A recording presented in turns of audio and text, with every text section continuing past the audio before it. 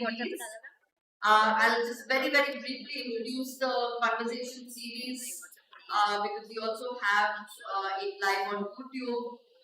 So building on the preceding cycle of C conversations that mapped the post-1990s architectural practices in India, which happened last semester, this series titled Projections, Anticipation and Architecture delves in the discipline's engagement with imagining futures.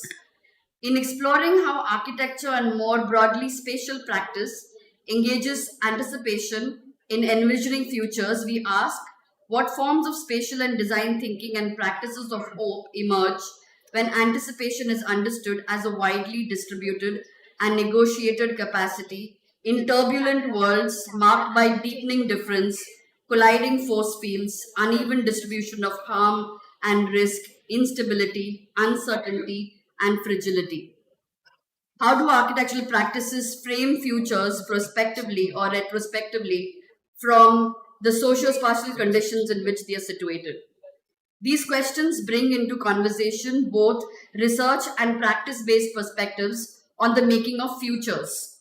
So in line with this, today's conversation, we have with us Durganand Balsavar, an old friend and a kindred spirit who has been engaging with the fourth year students for the past 3 days. And I think it's important to say that this is because both the fourth year and the third year studios this semester have been engaging with the idea of communities, trying to understand what it means to work in uncertain times, but also in practices where architects don't really reach. These are other, I mean, we've also said this several times that architects otherwise generally deal with, 1% or 5% of the population. So what does it mean to extend this practice elsewhere? So to introduce Durganand, Durganand Balsavar is an architect, researcher, and environmental advocate based in Goa and Puducherry, and founder of Arts Roots Collaborative, a transdisciplinary practice working across ecology, habitat, heritage, and climate resilience. His work spans participatory housing, disaster mitigation, environmental policy, and community-led design, and he has contributed to international forums including DOMIS, REBA, the Future Cities Summit in Cambridge, and post-UN Habitat 3 initiatives. A former faculty member at CEPT and graduate of ETH Zurich, he has served with the United Nations Environment Programme and Auroville's Town Development Council. He's currently the design chair at AVNI, and his project, The Primitive Hut, was selected among 10 spatial thinkers at the Shenzhen Biennale in 2026. So I think what is also important is also the kind of practice that Durganand also is engaged in, and I think this is the conversation that one can also have in terms of discussing both the process of the practice itself, but also its organizational form. Because I think the organizational form of the traditional studio has been that of in some ways the hero architect, right, working, but also what does it mean to organizationally rethink, because uncertain worlds and uncertain futures also requires a completely different way of engaging with multiple actors. And Durganand's practice actually also engages with that. I'll invite Durganand here, but also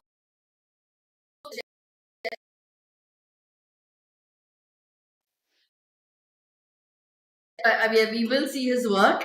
But interestingly, he's been engaging with these students in the last 2 days, and so he's drawing them into conversation with his work. So with that, I'll invite Durganand to come and choreograph this event.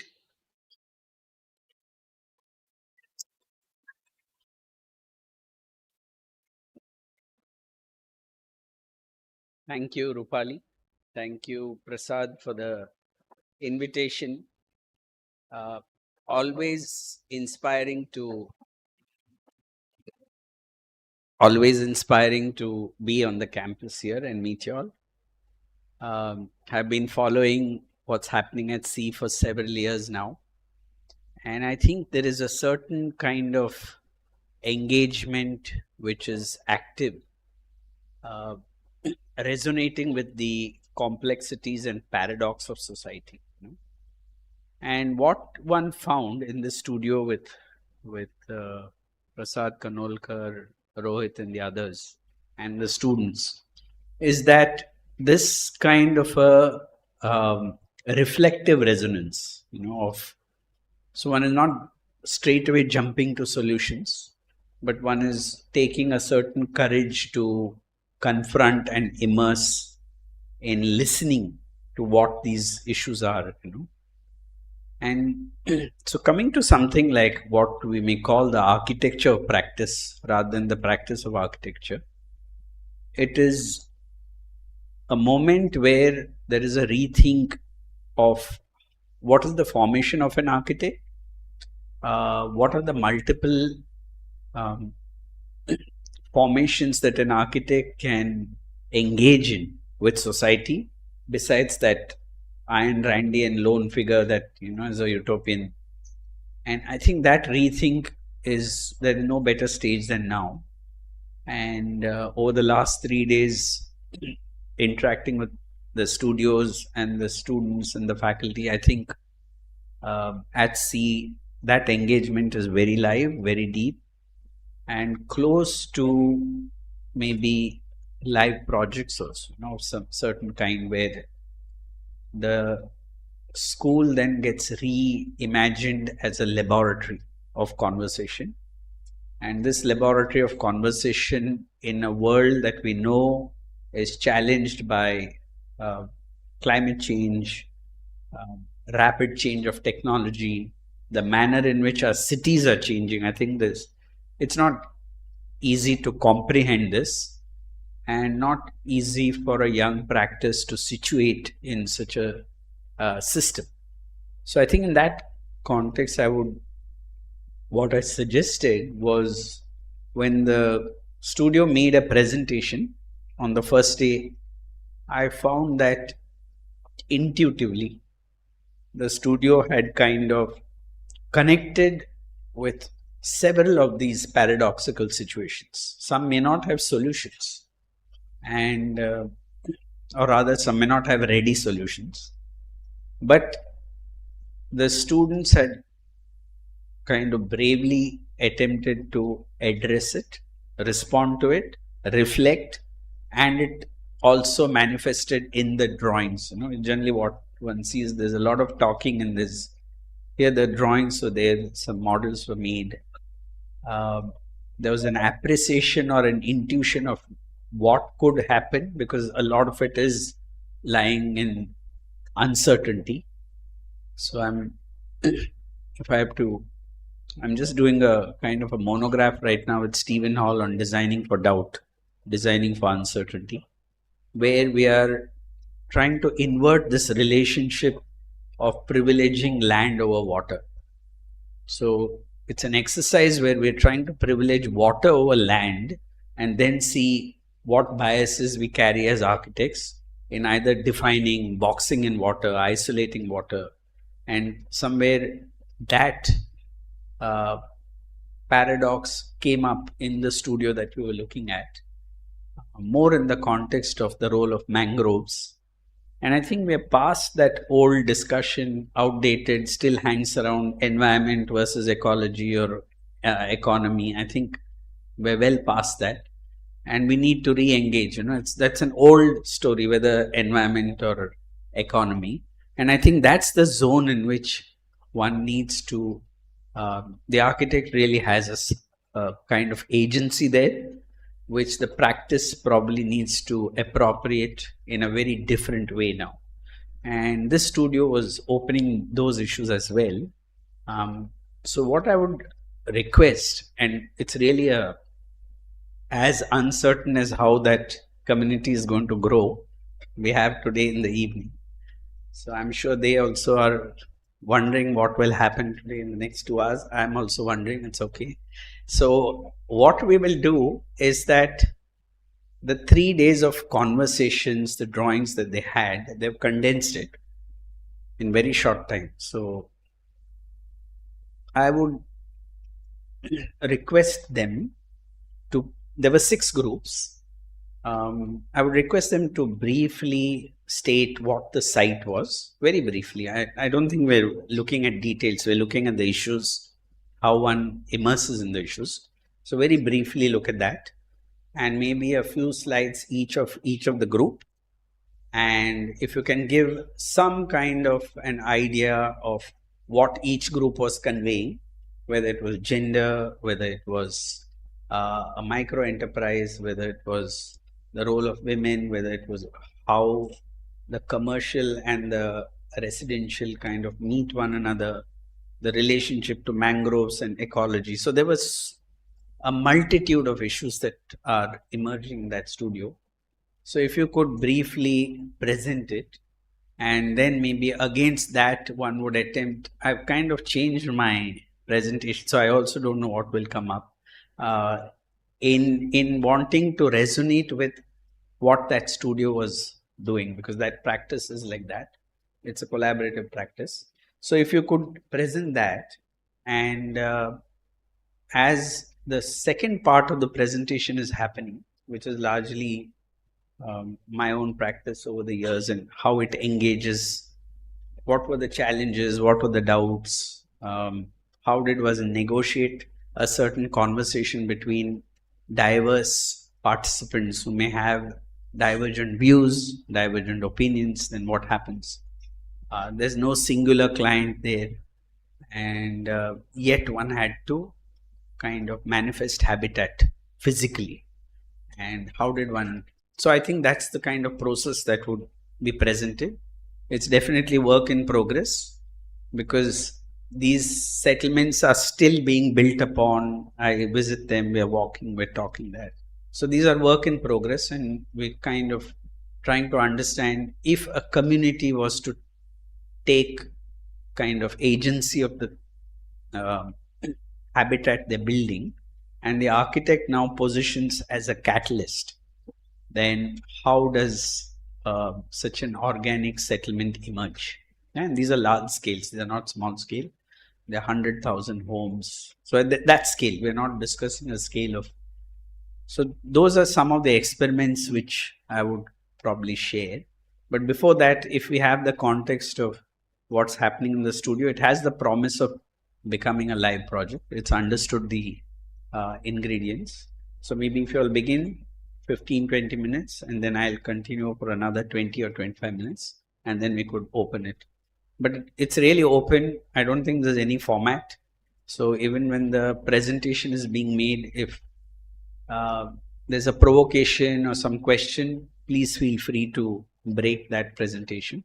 So it's not, ideally it should not be a monologue, and so I think we can break it, or even any one of you all can break the presentation at any time and look at what are the issues. I think if we can focus on the issues, these are real issues, and the projects are only a context of those issues. They're a provocation. So if we can look at those ingredients and what you all have captured visiting these complex sites.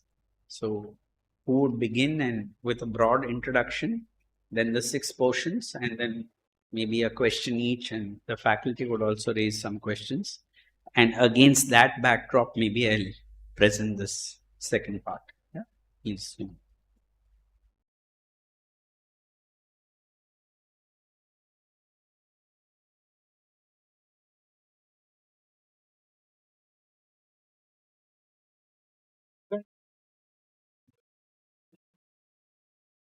Ganpat Patil Nagar is located along Mumbai's western coastline and represents a settlement that is constantly negotiating change. What makes this site particularly interesting is that it exists between conditions of certainty and uncertainty. Along its eastern edge, the settlement connects to Link Road, where increasing urbanization and redevelopment suggest a relatively predictable future. In contrast, the western edge is influenced by the proposed coastal road and the fragile mangrove landscape. This creates uncertainty about the permanence of both the land and the settlements located there. Rather than existing as a stable condition, the site is continually shaped by environmental, infrastructural, and urban forces. These overlapping conditions become the starting point of our inquiry into understanding not only the site itself, but also the lives that unfold within it. A substantial proportion of Mumbai's population inhabit settlements that face similar challenges of climate, redevelopment, insecure tenure, and changing urban conditions. After understanding the larger context, 6 clusters were identified within Ganpat Patil Nagar. Based on the patterns and characteristics that emerged from our individual studies, we identified a name for each cluster. Dukan plus Makan, inhabitation of circular migrants, joint family logics and street life, micro enterprises, gendered spaces of inhabitation, and Otlas and Angons. Although each cluster responded differently to its own context, together they revealed how communities continuously anticipate change, adapt to uncertainty, and sustain everyday life through spatial and material practices. These observations led us to a central question of the studio. How do communities anticipate, adapt to, and inhabit uncertain climatic conditions, and how can architecture support these evolving processes of mass inhabitation? These shifts are focus from housing as a fixed architectural object to inhabitation as an ongoing process. Rather than asking how to design permanent housing, the studio asks how architecture can enable people to adapt, rebuild, and continue inhabiting landscapes whose futures are constantly being negotiated.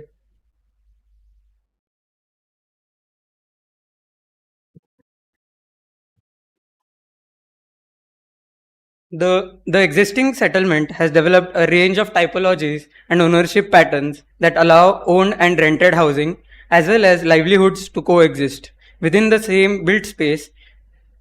In the first case, the owner occupies the back of the cake shop while the space above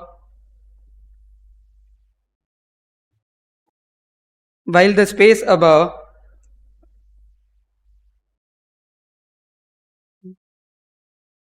The space above is rented out. In the second, the ground floor functions as a fabrication shop while the upper level is divided and rented to 3 different families. The third combines an owner-occupied house with a rented upper space. The fourth shows a long shared space accommodating different circular migrants, while the last combines a dairy shop, cow shed, and the owner's house within one plot. These examples show how spaces are divided, shared, and adapted to support housing, rental income, and micro enterprises. Buildings are made as such one structure can support multiple needs at once. SRA regulations define certain basic regulations such as a minimum 6 meter distance between buildings, a minimum kitchen area of 5 square meters. In Ganpat Patil Nagar, BMC restricts the building height to 14 feet or 4.2 meters. Within this height, residents have adapted the volume by introducing mezzanines for living, storage, and livelihood, allowing different activities to overlap within the same built volume. These spaces are not always formally planned, but are adapted to changing needs, family structures, and ways of earning. Our study found that approximately 60% of residents are owner-occupiers and 40% live in rented housing.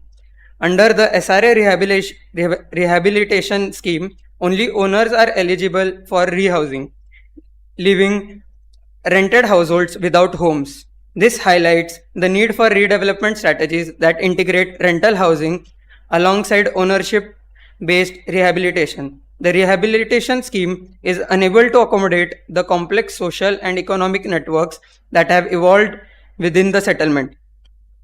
These networks, built around work, housing, and livelihoods, are essential to both the functioning of the settlement and the city. Ganpat Patil Nagar works and lives through the relationship between work and the lived life, where built forms double as homes and micro enterprises. The settlement develops economies by workers spreading themselves over the suburbs to work and hold businesses. Borivali to Dadar are dependent on this marginalized labor and supply chains. This brings us to a question. How can an SRA scheme or alternative housing model respond to the spatial and economic needs of both owner-built and rented households while sustaining their existing enterprises and creating new opportunities for livelihood?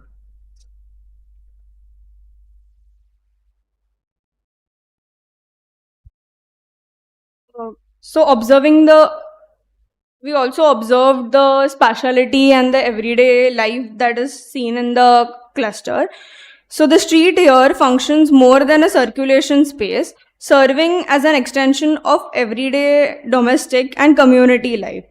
Here the street becomes an extension of home. Limited indoor space encourages household activities such as drying of clothes, cooking, and social interactions.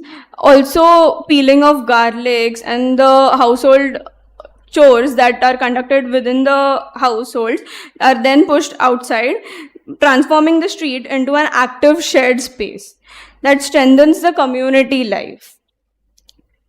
Ownership here extends beyond the boundaries of individual dwelling. Spaces that are collectively used and maintained gradually becomes extension of home, creating a sense of shared responsibility and belonging. This suggests that ownership is not defined only through legal possession, but also produced through everyday occupation, care, and collective participation. Here, how the houses, streets, drainage, and wells come together to support everyday life is seen. It highlights the community-built drainage system and water wells that are used as a daily life needs, which are also developed by the community. So, based on this observation, the question that we found was how does everyday domestic life shape the underlying objects of settlement, where domestic routines, religious standard occupation, rental systems, and environmental conditions collectively influence how the shape is occupied, negotiated, transformed, and then it is.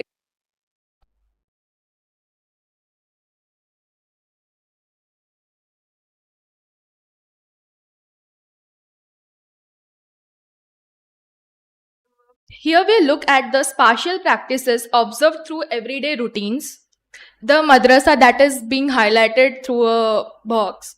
The madrasa within the cluster illustrates how religious institutions can extend beyond their role as spaces of faith and education to become essential layers of the community. Its spaces accommodate prayer, religious learning, and everyday community needs, while also reflecting gendered patterns of occupation and participation. Men and children primarily occupy the institution for prayer and learning, while women engage with its shared facilities and surrounding spaces in different ways. Through this overlap of religious, social, and gendered practices, the madrasa becomes an anchor for everyday life and community interaction. In this section, everyday routine reveal how space is occupied through gendered roles within the household and the wider community. Women's activities remain closely tied to domestic work and the everyday maintenance of the home, while men move outside for livelihood. Children occupied shared community spaces for education. This pattern shows how gender and age shape the distribution of everyday activities across the home, workplace, and community. These observations lead us to a larger question of how do religious institutions become anchors within community by extending beyond spaces of faith to support everyday social life while shaping gendered patterns of occupation, participation, and interaction.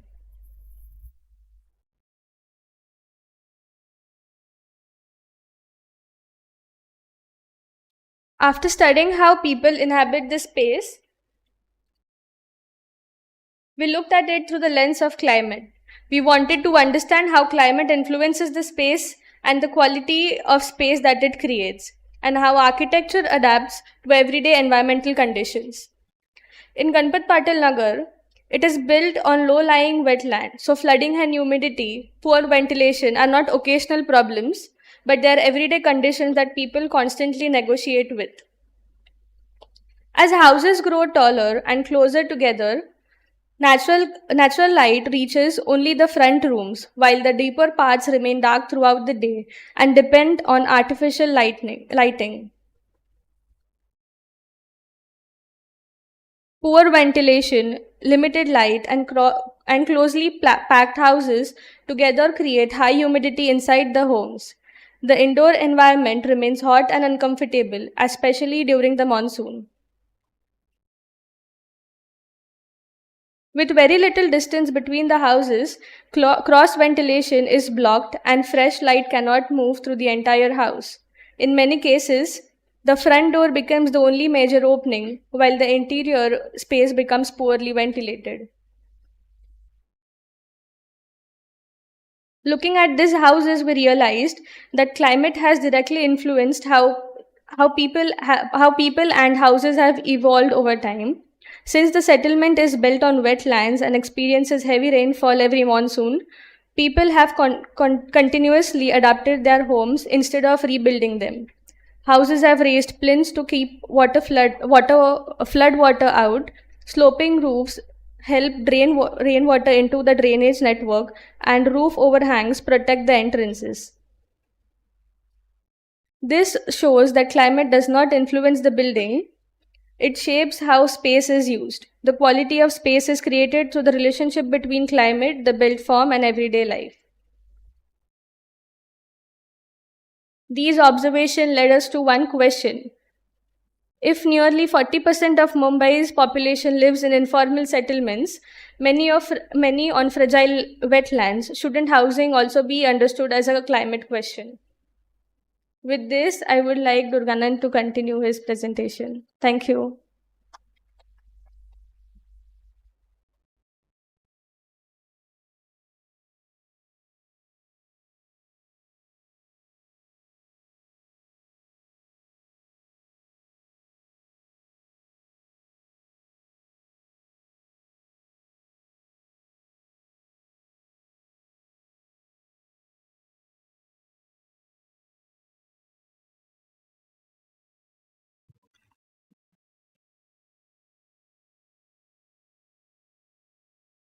So thank you. If the word is choreographed, it's not. Uh, it's all accidentally happening, and we're going to handle it. Over the last 2 days, I didn't expect what came up in the studio. I knew the context, but the issues and questions and insights that came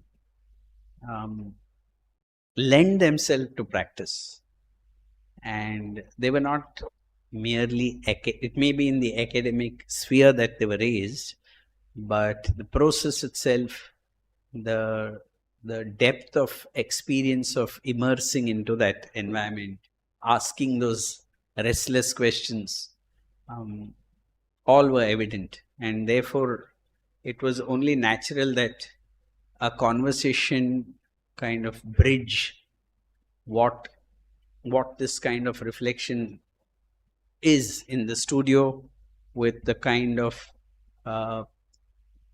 few slides of practice that I will show. I would request it not to be taken as a prescriptive, because it is exploratory, and while it's exploratory, it is thought carefully. So it's not an experiment at the cost of community. It definitely is not. The legal frame, the security, the sense of belonging, all are carefully nurtured in this process. It's not such an open experiment that we're trying something. It's done in close communication with the community, with the government. So that means you have the principal secretaries, the departments, the funding agencies. I don't want to scare the architects, so I think we'll keep it a little light. But otherwise, it can be a challenging process, but always an inspiring process when you see that there is a certain resonance or a certain collaboration that emerges. It was not an easy step to take as an architect, especially with the antecedents of having worked with Professor B.V. Doshi on the IIM project on the Gufa SEPT campus. So there was a certain trajectory which had got established. Of course, the Aranya project that I worked on at that time, Himanshu Bhai was also there, did influence this notion that what is treated as alternative practice is actually the main practice. What we treat as main practice is probably 3% of the population, but it's treated as the main practice. And I don't want to get into the semantics of whether this is main or alternative, but it's more to think over that the larger segment of population that would probably openly collaborate with architects, and they really, the challenge is in what manner, how can that be a dignified professional process, and how does it emerge when the built form actually is built, with all the other layers.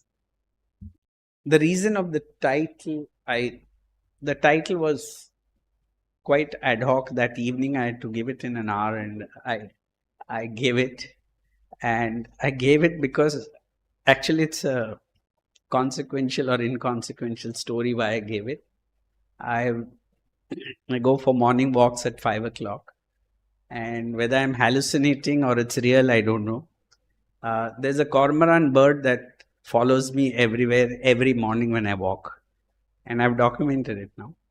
And I've kind of begun testing whether the bird is following or it has a path and I'm following that path. So I changed my path, and the bird has been changing the path. So and each day there's something else happening that the bird does with water.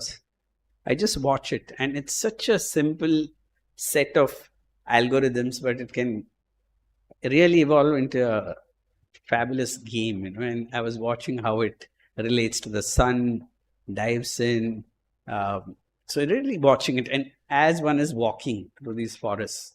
So that's why the cormorant came, and when I was in Nagapattinam and the mangroves were being grown, I went there again a few days ago, and again there were 2 cormorants sitting there. Maybe that's too many cormorants, so I happened to see, I don't know. But for the community, I found that instead of a technological early warning system, these migratory birds, the cormorant, the animals, are the early warning systems for disaster. And the elderly in the community are so in connect with the flora, the fauna, the birds, and that they're able to predict a cyclone, they're able to predict a tsunami from that. They don't need these satellites, and they're able to predict. It's only an amnesia that we inherited in the later generations that we're not able to pick up these signs. And therefore, I thought Sphinx came because there are many cats all around where I live, and this human relationship with cat, and getting muddled in the mind, I thought was the Sphinx.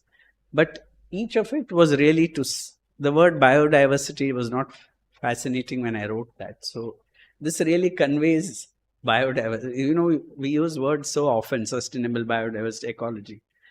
Then the word loses its meaning at some point. So this was more a provocation. So please grant me the liberty of that provocation. But the real aspect here, when Rupali spoke to me and then Rohit spoke to me, was that what is the nature of a relationship of architects with community in a kind of a zone where it's organic. Where it's organic, it grows. You cannot define a program and a need very clearly. That itself is a process. Then it needs to relate to government regulation. If need be, one has to go back and redefine policy and come back, especially in the context of disaster or war. Disaster or war. So we've been working with war refugees also in a similar way. I'm not presenting that, but it's almost a similar process, but a little more condensed. And these communities, it began as a response to disaster, and then it became mainstream, even beyond disaster, attempting to look at. Now we're exploring the similar process with developers in a more gentrified urban setup. And the first project is just beginning. So we're curious to see how that will evolve. I think I more or less covered this. Yeah. So this idea of the ecological, and I think this idea of privileging water over land is closely linked to this, because when any map is made or any drawing is made of a sea coast, of a river, of any water body, wetland, we seem to be drawing a clean line between water and land. And I think the problem begins there, because the relationship of water and land is very nebulous. So it's always shifting across the year, and the settlement pattern that evolves is evolving in response to a very strong land water line, and I think the problem begins there in most of these communities. Also because vulnerable communities we've seen in urban areas are always pushed to low-lying lands, are pushed to the edge of a river, are pushed to a mangrove and treated as illegal. So that's another aspect to be addressed. This image was introduced just to kind of bring to the fore that the relationship to the home need not be so permanent. Yeah, this is Southeast Asia, where the community shifts the home to respond to the seasons and respond to water. And as the river moves, as the flood comes in, the wetlands fill, entire villages move, and they walk actually. And so these are not traditions we have seen. But when the coast, these were the kind of presentations we did when the tsunami happened to the community in Nagapattinam. Of course, all these presentations were rejected outright, but we needed to present it because they get awakened to the fact that they're living in a climate which is not resonate with some stability that they otherwise wish. Yeah, we're living in a climate on the edge between water and land, but building structures as if it was inland. So that's where we are privileging land over water. And then we say the settlement got flooded. Chennai and Mumbai, the whole city gets flooded. And it's because we're not responding to water with its fluidity. Yeah, there's a fixedness, there's a fetish for the artifact, and therefore probably we see a flood.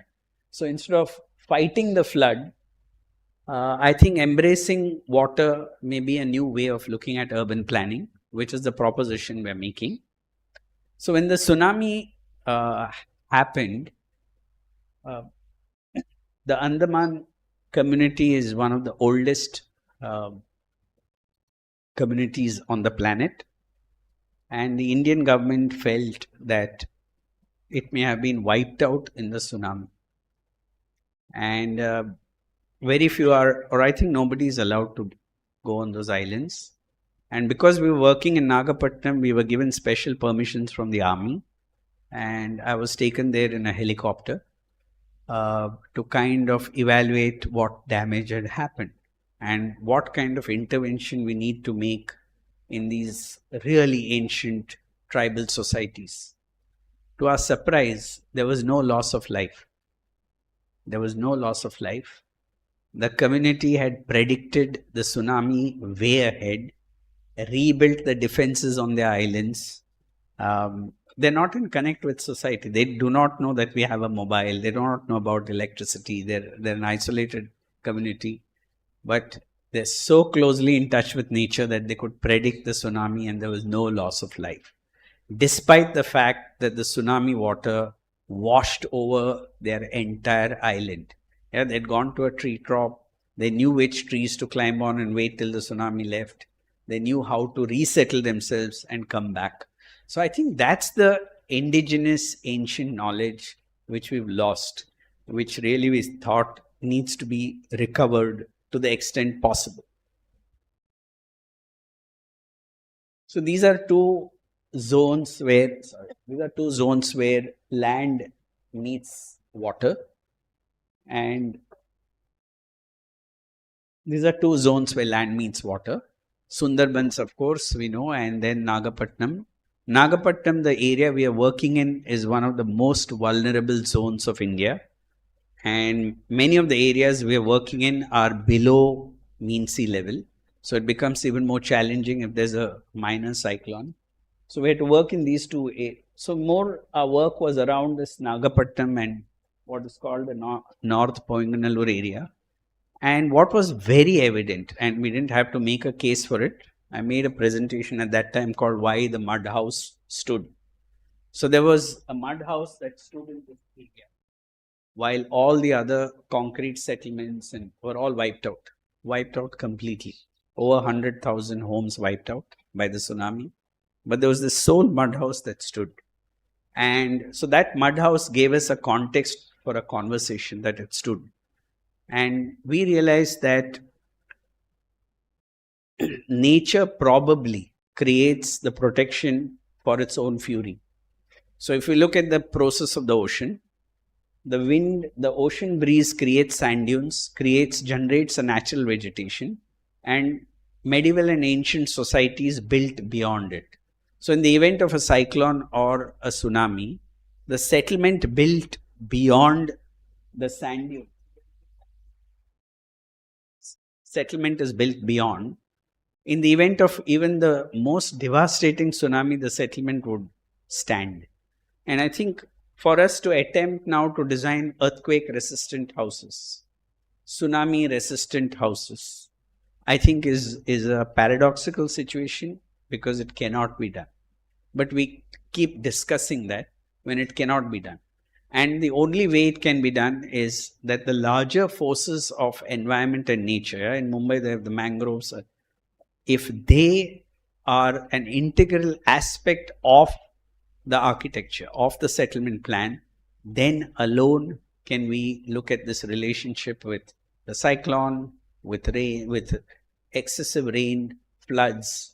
But if we keep it out, or if we think it was peripheral and destroy them, which is what is happening, we're actually making the entire settlement highly vulnerable, yeah, both in terms of heat as well as in terms of flooding. So that was the theme of this conversation, that most of the communities we began working with, and the elderly at that time, 20 years ago, were already 90, they're no more now, but they were still carrying this indigenous knowledge. They were able to look into the sea and predict which fish species would be in which zone of the sea. And today, I think that knowledge is not there. Yeah, the next generation doesn't have it, but they had that.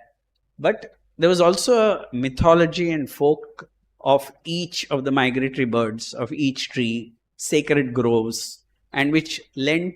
So it was not mythological. We generally treat mythology as some kind of a fantasy, or it was an ecological story which is woven into their folk tradition. And if something is sacred and not to be destroyed, while they gave it a religious or a mythological significance, you found that it had a very strong ecological significance. So we started mapping that and beginning to see how these communities are building their resilience in the context of that. So it became part of the design process. And that's why this theme came, that the rebuilding, or when we build for communities of this nature, or build with, not for, the mythology becomes an important ingredient of that process. And it is not a peripheral aspect of design. It's not like we designed and then you add the kind of narratives that are generating there, the kind of reverence that comes for these different elements become an integral aspect of the protection of the community itself, or the protection of habitat. And we started researching that. and began to kind of identify the location of, let's say, the protective village deity, how do they decide the position of that shrine or temple? Where does it rest? And then we found it rests at the threshold of the mangrove high tide line and the community. So you really begin to map an ecological footprint from these shrines. They're not arbitrarily emerging. They're emerging from topography, they're emerging from geography, they're emerging from a deeper understanding of the species in the place. So I think this was covered. A few days ago, there was a Supreme Court ruling that protects wetlands, so it's good for Mumbai. I thought I'd just bring it in there. So besides the mythological, I think there is legal requirement for protecting this, and a lot of our work has gone into the legal. We find ourselves in the court quite often, but we found that it's a kind of intersection of looking at the legal, looking at maybe writing in the newspapers, and the project, policy. That all three of these are required if we need to deliver a project. I'll go faster on this because this is more with biodiversity. One can share this and they're available on the website. This is a closer look. So at times one can go, if any of you all are interested, I would invite you to come to these mangroves, and one can go into the entire depth of these forests, and you'll see that it's actually a parallel Avatar film if you really start going into it. Just magical species, what happens in it, the temperature change that works. I'll go faster on this. So this is the village deity that comes, and the more and more we begin to map these village communities and their deities, you will find that they're reflections of a relationship to geography and topography. I will go a little faster on this. This is a dialogue which I had with Ranjit Hoskote 2 years ago, and we were looking back at what happens with the indigenous communities, that an artifact holds a value, beyond a functional value, And then if we begin to look at those artifacts, and now they've just excavated Kiladi, I don't know whether you're aware, there is a new settlement being excavated very close to Nagapattinam in that region, which is probably as old as Mohenjo-daro or even older. So which means it's going to invert the nature of history as we see it. And there in this region now, they're finding artifacts that belong to the Romans, Egyptians, Chinese, 2,500 years ago. And it shows a confluence of civilizations. The highest number of Roman coins now has been found in this region, more than in Italy. So you can imagine the kind of trade that was happening. It's completely inverting history as we see it. And Buddhist artifacts are being found in a very large number. So it's going to really turn that history in a very different way as we unfold it. And I think this was there as the tsunami, in a sense, awakened it, because they began to find when the ocean was disrupted, they began to find even cities in the sea, which they're now excavating. The Navy is excavating. So it has a certain impact on the practices of the village there, the mythologies there. They may or may not know it. And these are kind of making us relook at settlement patterns, value systems, the way in which they relate to the coast, and many other. So for those who are more interested in, I think there is a note by Ranjit Hoskote and an exhibition that followed, where the sacred as the ordinary. It's an amazing exhibition, an amazing text that Ranjit has done, which I would, those interested would go back to it. I think it lends it. I'm a kind of right now only drawing the ecosystem on that network, and then maybe based on interest to me, maybe we can raise the questions. Yeah. So one part has been, and this is where each school of architecture can become the repository, is that there is not enough documentation of regions in the event of a disaster, or if you want to plan. So we undertook from then on a documentation of indigenous, if you want to call it, typologies, which Charles Correa used to call gestures of inhabitation. Yeah. And in those gestures of inhabitation, one begins to identify certain patterns, and those patterns relate to social structure, relate to our relationship to privacy, relate to the kind of architectural language and elements that are adopted, the skill set, the materials. So it really layers it. And so we thought, till land was identified, most often when a disaster happens, it takes about a year for land to be identified. So we thought, in that region, in that time phase, in order to understand the community better, we would begin a documentation of the typologies. And so let's begin to see that the typologies, whether it's an inner court, whether it's a layer, whether it is a semi-open space, the kind of transition that happens. So we began to make communities conscious of it. And we were surprised that communities that were living in these homes for 200 years were not conscious of the typologies that they were living in. They were not conscious. And so that became a revelation for us, that we begin a conversation on that. This is more to look at the region, the histories. So this is Nagapattinam, and there are Greek texts of 2000 years ago that mention Nagapattinam. So you know that that's the kind of trade that was there. And there were stupas built there at that time, which are recorded. Many of the relics are still there now in the Chennai Museum.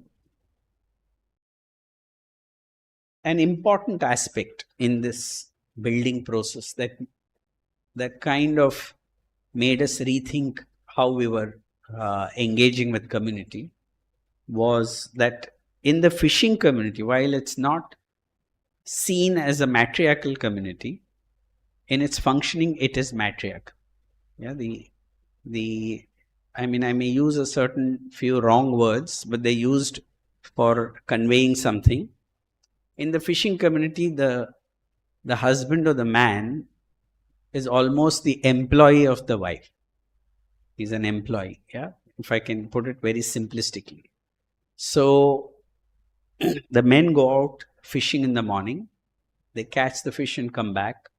The women actually pay the men for that activity. Then they're playing cards, so they're taking time off because it's very rough.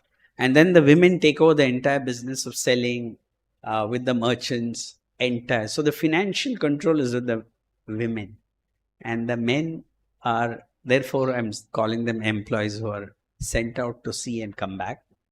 On the days they have to go fishing, they have to sleep outside the house so that they don't wake up the family at 3 in the morning when they go fishing. So there are all these other practices that have shaped the kind of home that's done. Yeah, they need a place to sleep out. They cannot sleep in. When they bring the fish may, we know the aroma of the fish. So the fish has to have a route that cannot come normally through the living room, and so it has to have another route that comes to the kitchen, and it gets cooked, or it gets cooked outside in the back courtyard and then brought into the home. So there are these kind of intangible practices that begin to shape the kind of home, and it took us quite a while to kind of unearth those practices, yeah, against a government model house for rebuilding, which just shows 2 rooms and 1 kitchen, and kitchen at the back. In the first phase of tsunami, there must have been some 200,000 typical homes built and all abandoned because the kitchen was at the back. And then we had to kind of intervene and retrofit those homes to redo the plans to suit and to kind of resonate with a community and the way of life. So these are all issues that come up, and from a government point or even from a donor point, they wonder for just designing 2 rooms, why so much effort, There's just 2 rooms, one small, why so much effort? You should finish it in a day and start the construction. But I think the manner in which the cluster forms, the manner in which the home is designed, even if it's 2 rooms, there are several layers to it.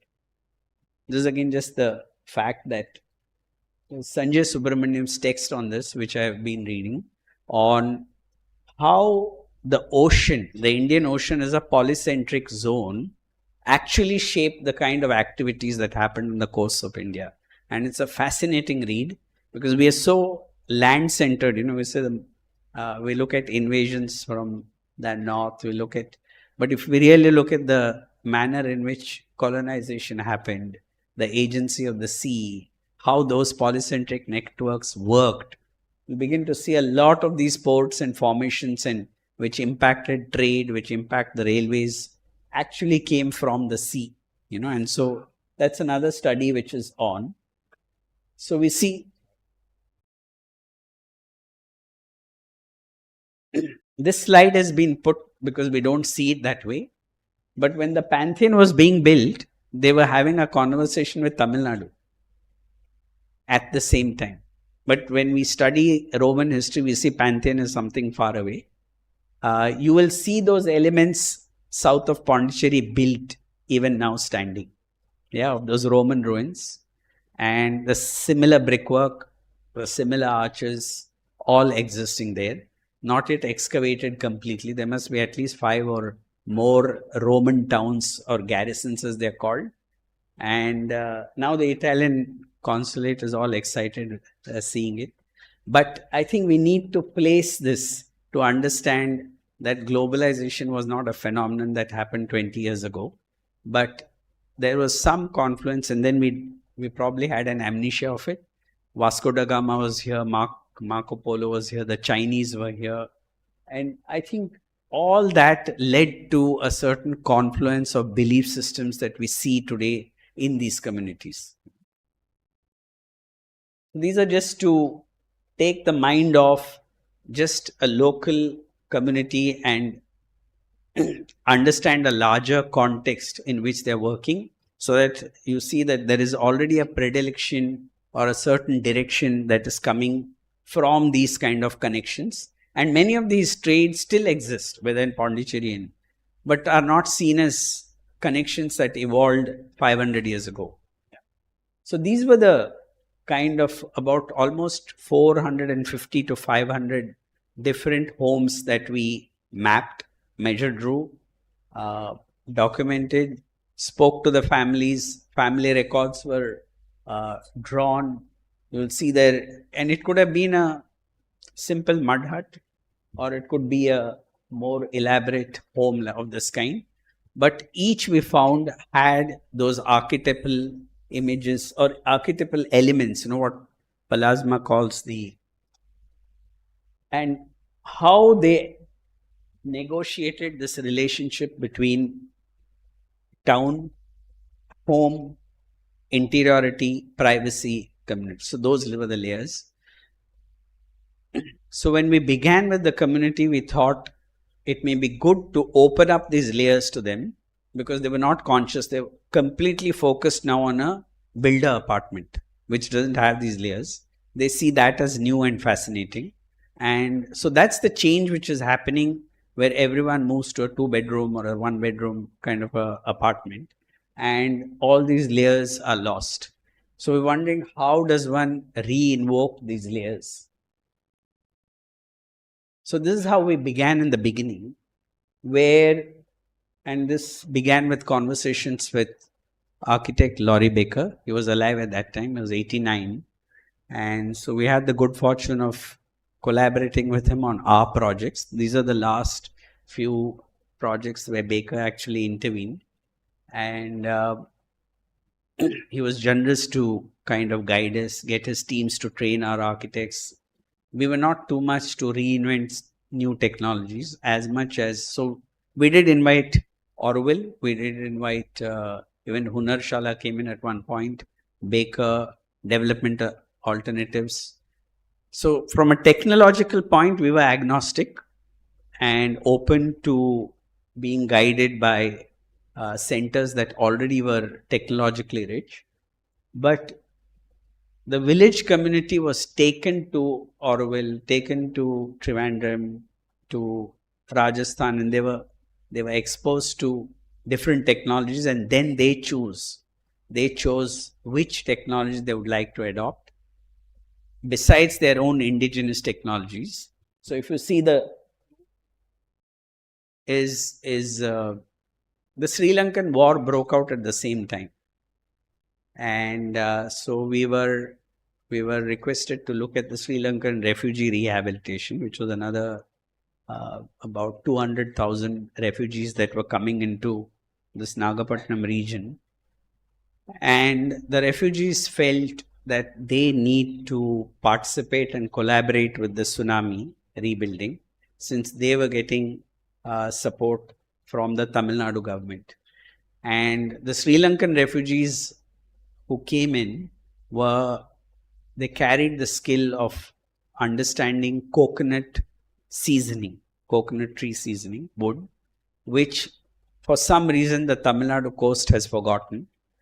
So we had a kind of a collaborative system where the Sri Lankan actually trained to build this in coconut wood. It brought down costs. So this home cost about 1 lakh, and then it went to 1,20,000 at that time, when homes of that size were 3 lakhs or 3.5 lakhs. So we were almost getting this home at 1 lakh. And so there had to be affordability. There had to be a design that was evolved by the community. This almost ran like a studio project where they would draw, make models, and then come up with which facility, and even including the location of the homes. So you'll see there was great care to take that no tree is cut. So they were placing the homes accordingly and building these short plinths. Of course, the home had to have space for the goat, for the hen, for the cow, and so it was something that the village community was. And then we invited the Gandhi ashram, to actually look at sanitation, and so they came in and gave the sanitation inputs with this double pit.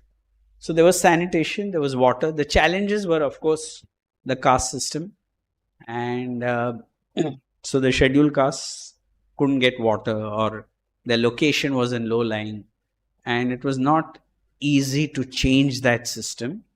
So without having to confront it as a caste issue, we decided to confront it as infrastructure, and we brought in certain layers where every home gets water to its access. So water accessibility became equal, then that it wouldn't get flooded, we ensured.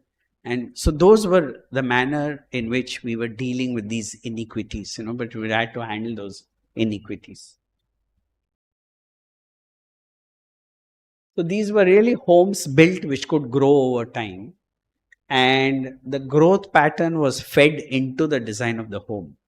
So if at some point they were going to add another wall, or they were going to add a staircase, the structural elements were already embedded into it, so they don't break the house.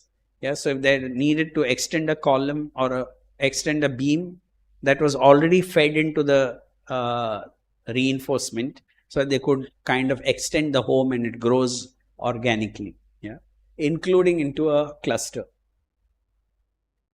Now these are all simulations. What's happened on site, there are images, I will show those also.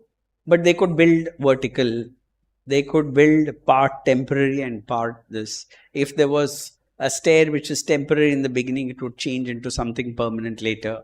And all these were simulated as live constructions. Each model was built live by the community, there for 3 months, and each community member would come and write what they felt.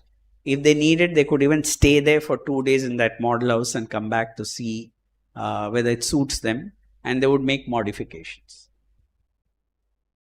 So the real challenge was that because it's a tsunami, these had to be built at one time and within those 6 months. Now, if you're building 100,000 homes at one time, there is no way one can simulate the kind of variation we see, which we feel enriched, in the pole or that community. So what we decided was that we'll build a core seed and enable extensions around that core seed, rather than the core seed being in front. Yeah. So if the core seed, and if they extend anything or add anything, the standardization gets dissolved and hidden within it. You will never see it as an urban experience. Now that again was a very difficult experience. So you'll see from there what is evolving now is like a town. If you visit a small town in Tamil Nadu, it will pretty much look like this. But even though we built 100,000 homes, now if we walk the streets more or less are individualized by each family. They build in their own way. Ideally, we had wished that we were partners for those 15 or 20 years. So even those extensions we can collaborate with. But that was, I think, more from a greed of capacity building. The community said, we've had enough with you and now we know how to add. And so we go back and watch what they do and how they build it. But we've been documenting the grammar of this so that we can see how they build further.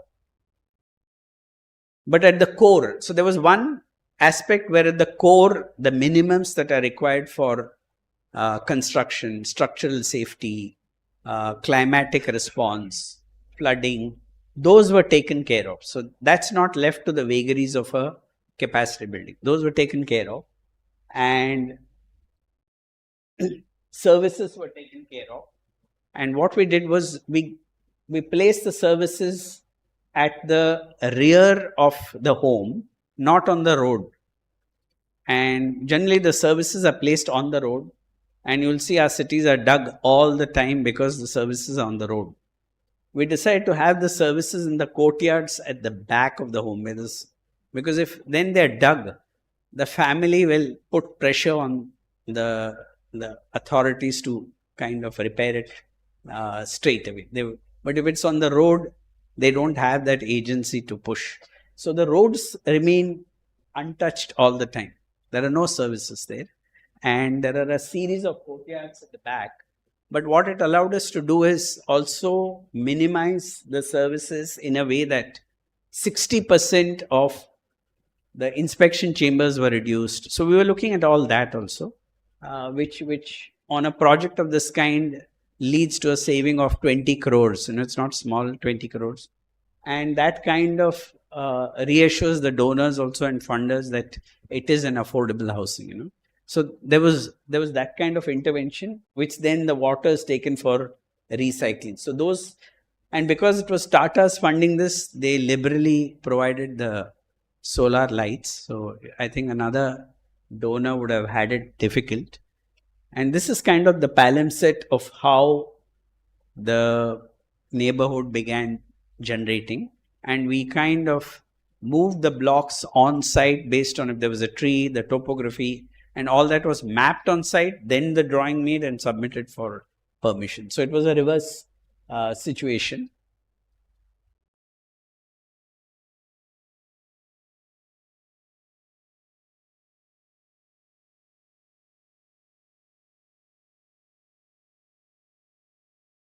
So you'll see in these, what we attempted eventually was, though it was an archetype minimum standard which grows, we ensured that each of these spatial imaginations is captured.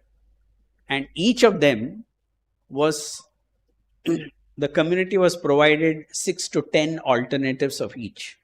So let's say when this home was being built, this family could decide how it changes that balustrade, the design, or how it changes the plinth. So in the initial construction, there is some change, but that change is not substantial to bring an enriched identity. And then we created and foundations for the community to. It's a subversion where we know the community will violate, and they were given this space to kind of ingress. So when they ingress and grow, that's where the urbanity actually forms. Yeah. So in a sense that the homes that were built will not be experienced in the urban space once the community starts growing. And that was a call we had to take, because our initial design, it had the block at the edge, so would get a kind of uniform elevation which we could have controlled, and then they grow at the back. But then we said, let's invert it so that we see how the community can create its own city. Yeah, it was a difficult decision again within the studio to take, because as architects we like that what we've designed is at the forefront of that urban space. So it was not easy to do that, but we did it, and we gave a zone which we called the zone for the layering, where the rooms come in, the shops come in, some enterprise comes in, and without compromising on the light and ventilation.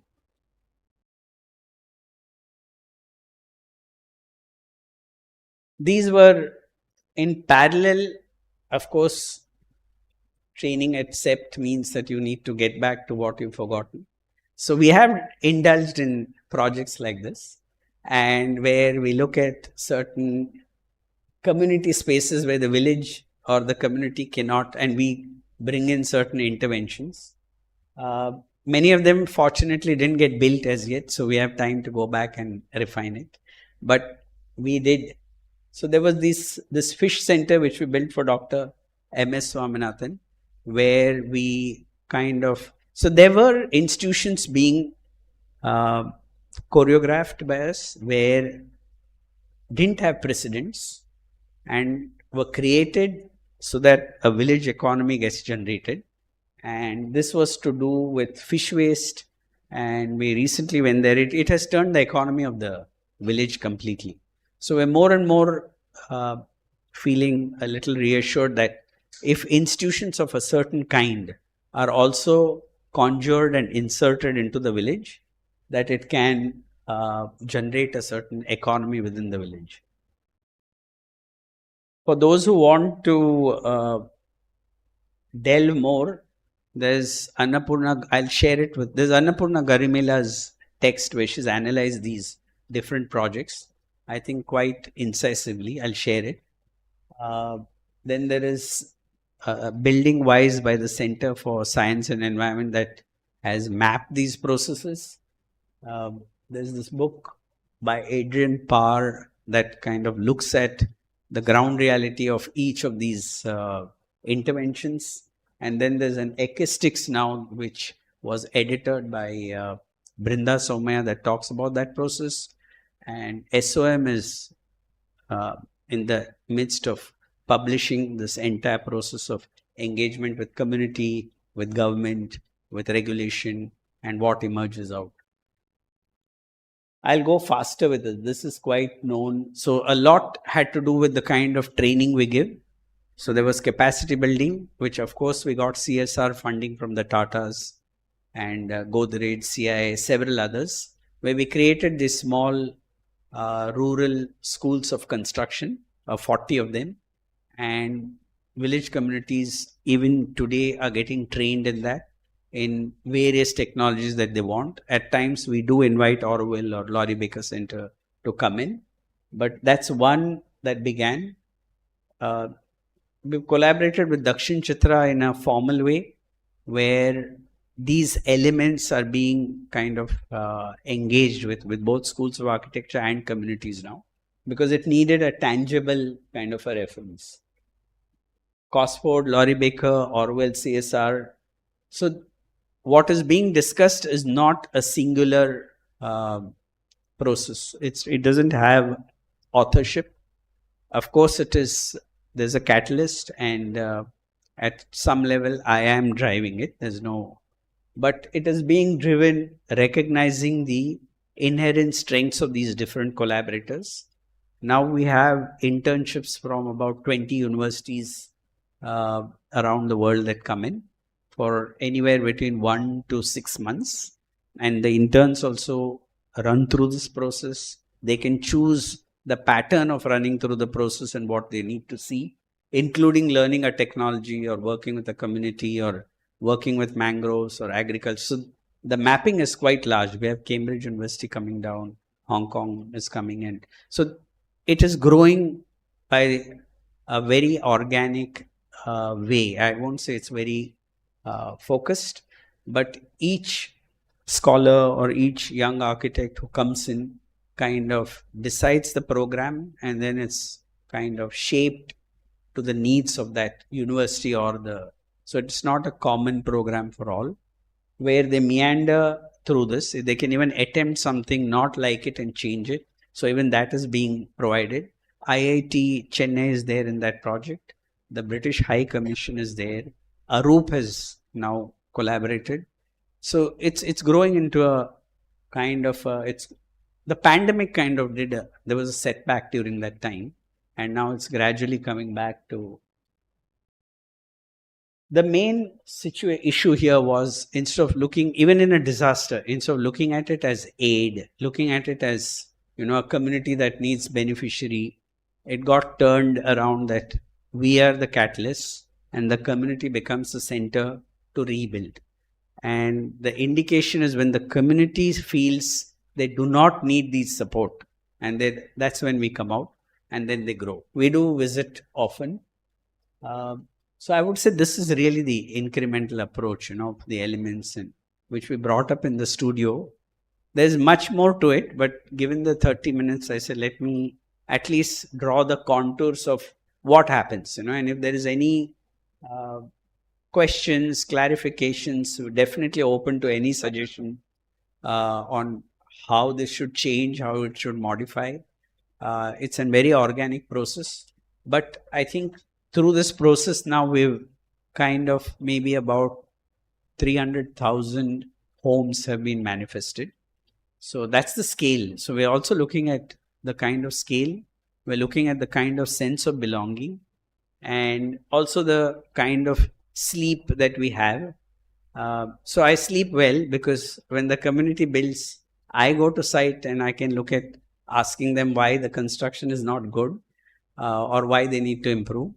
But in a traditional system, the architect has to go to site and then he's held accountable to the contractor why a plumb line doesn't work. And so even from that, from a point of view of a good sleep, I would suggest that a community driven, they feel belonged, they feel they did everything, which I think is all good.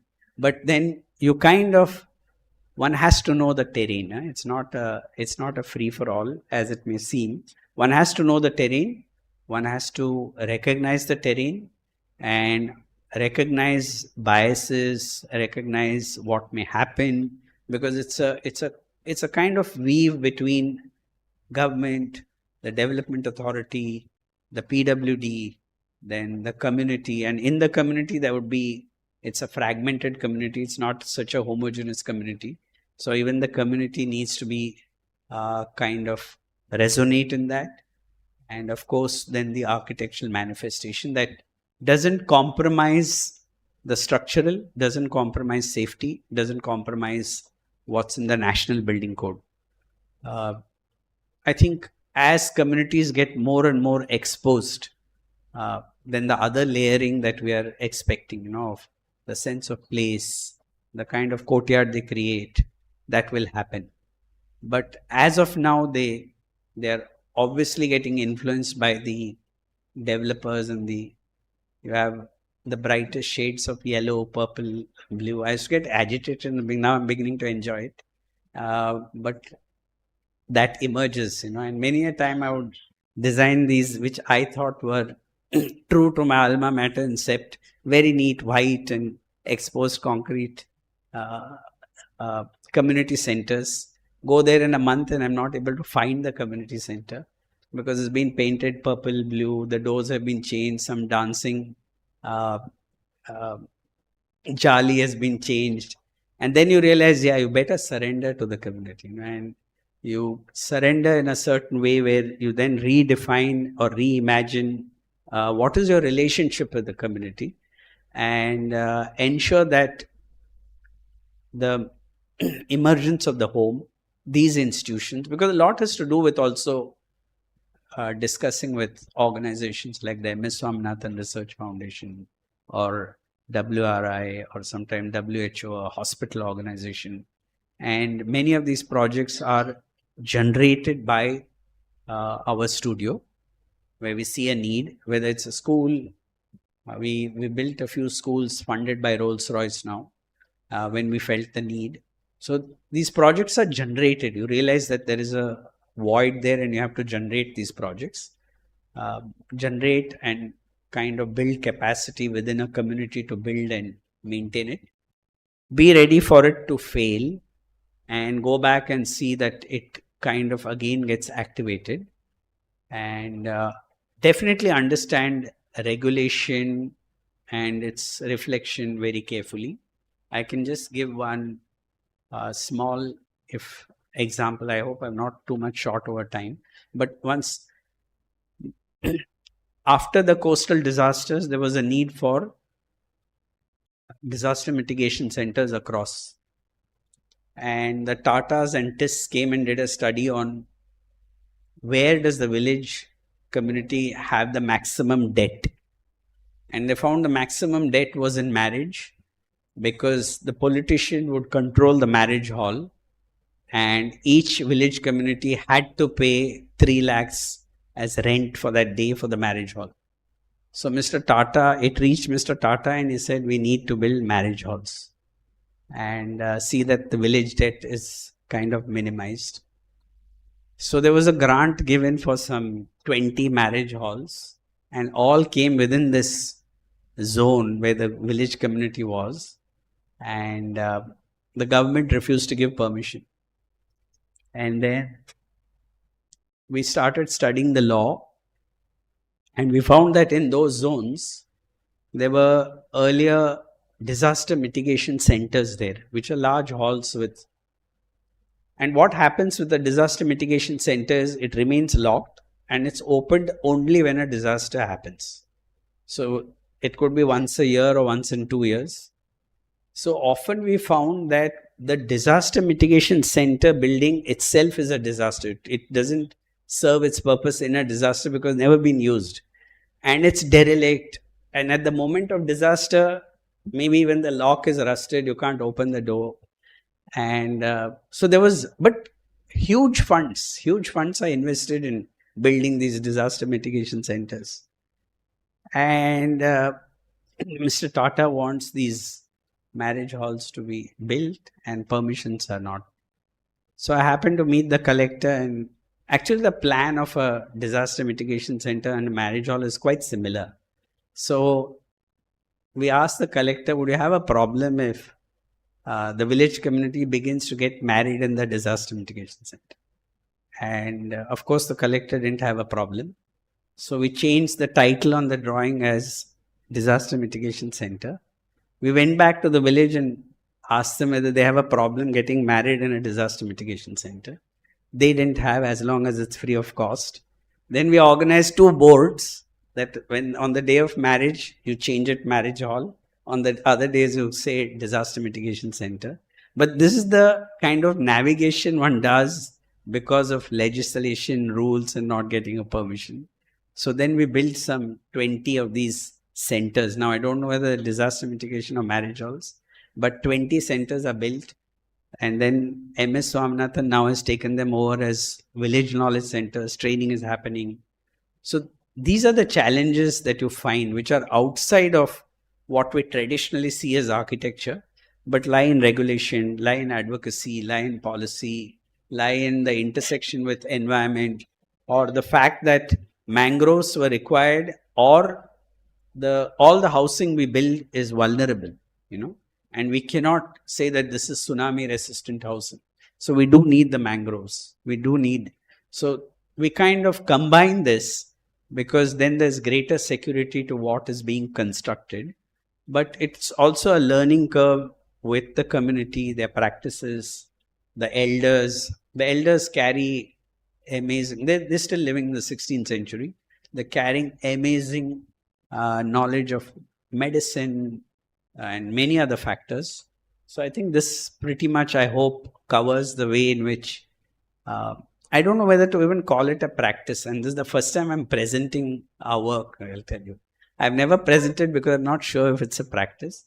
But I think this has been one of the interests I've had, that architecture often got bottled into a context which we're not able to kind of work with, whether it's a developer, whether it's a regulation. So there was always this desire to first, then now intervene in that larger context, which means you have to be very strong in law, you have to be strong in economy, you have to be strong and really move into those zones and work on advocacy, policy, and governance, and then come back to how these large scale housings or the informal sector, and because there are very deep biases, whether it's of caste, class, communities, migratory communities who are actually contributing the most to the city are seen as illegal.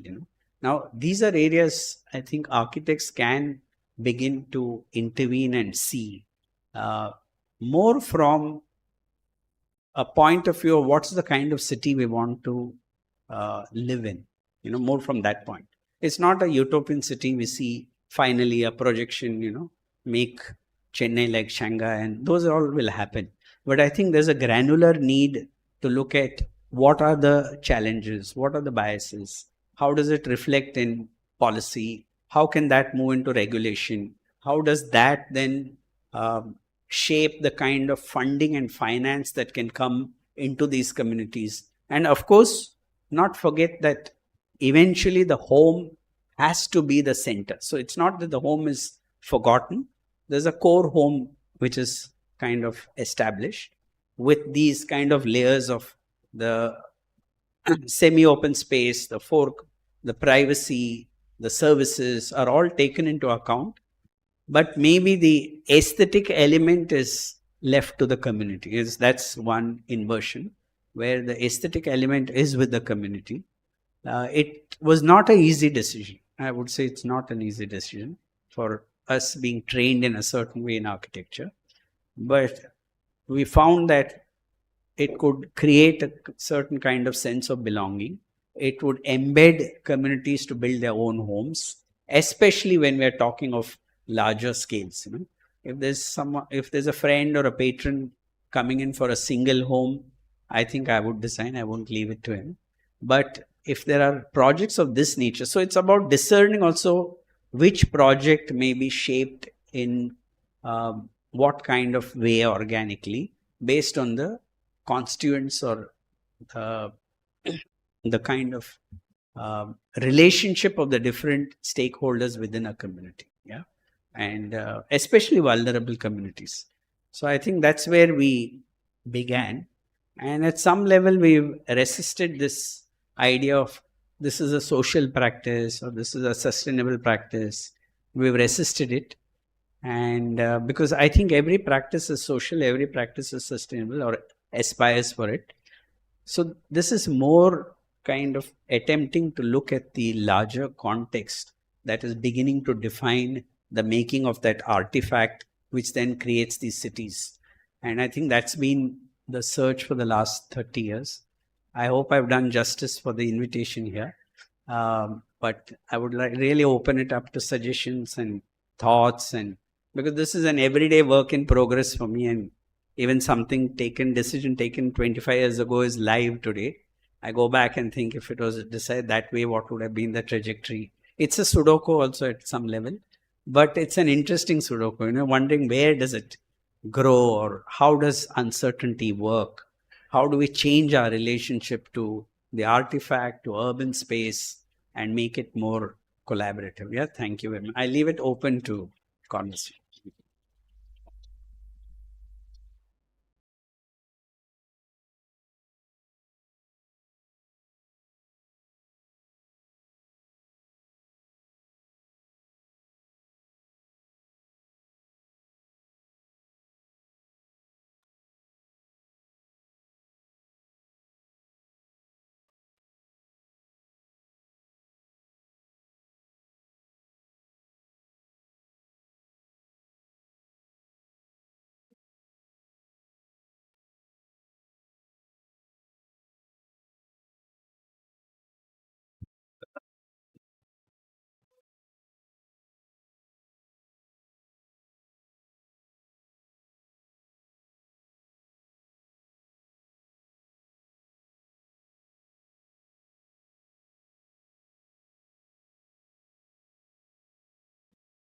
the first question, and then I think it'll be nice if we have a panel going here.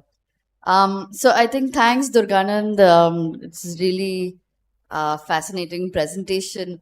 And I think it sort of also opens up this question. I mean, you ended with this, I don't know if it's a practice, but I think that's exactly where the wager is, right? Like, what does it mean to think of a practice today, an architectural practice today?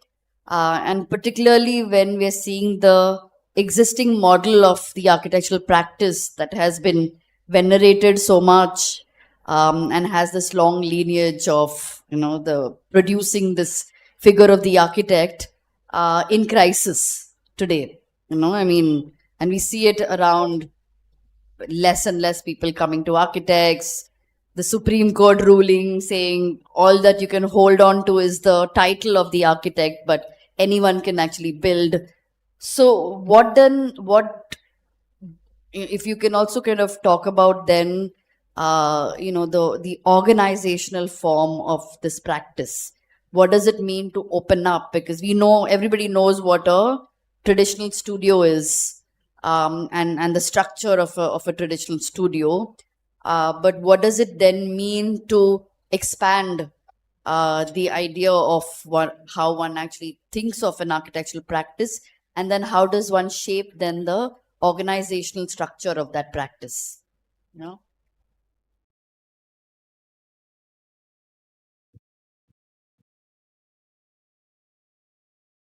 For this question, I would say, became clearer in a discussion when we had gone to, we had filed a public interest litigation in the court on some issue, and we were sitting with the lawyer, and our lawyers are also really, I would say, enriched, and you need an entire team, which is, it's not,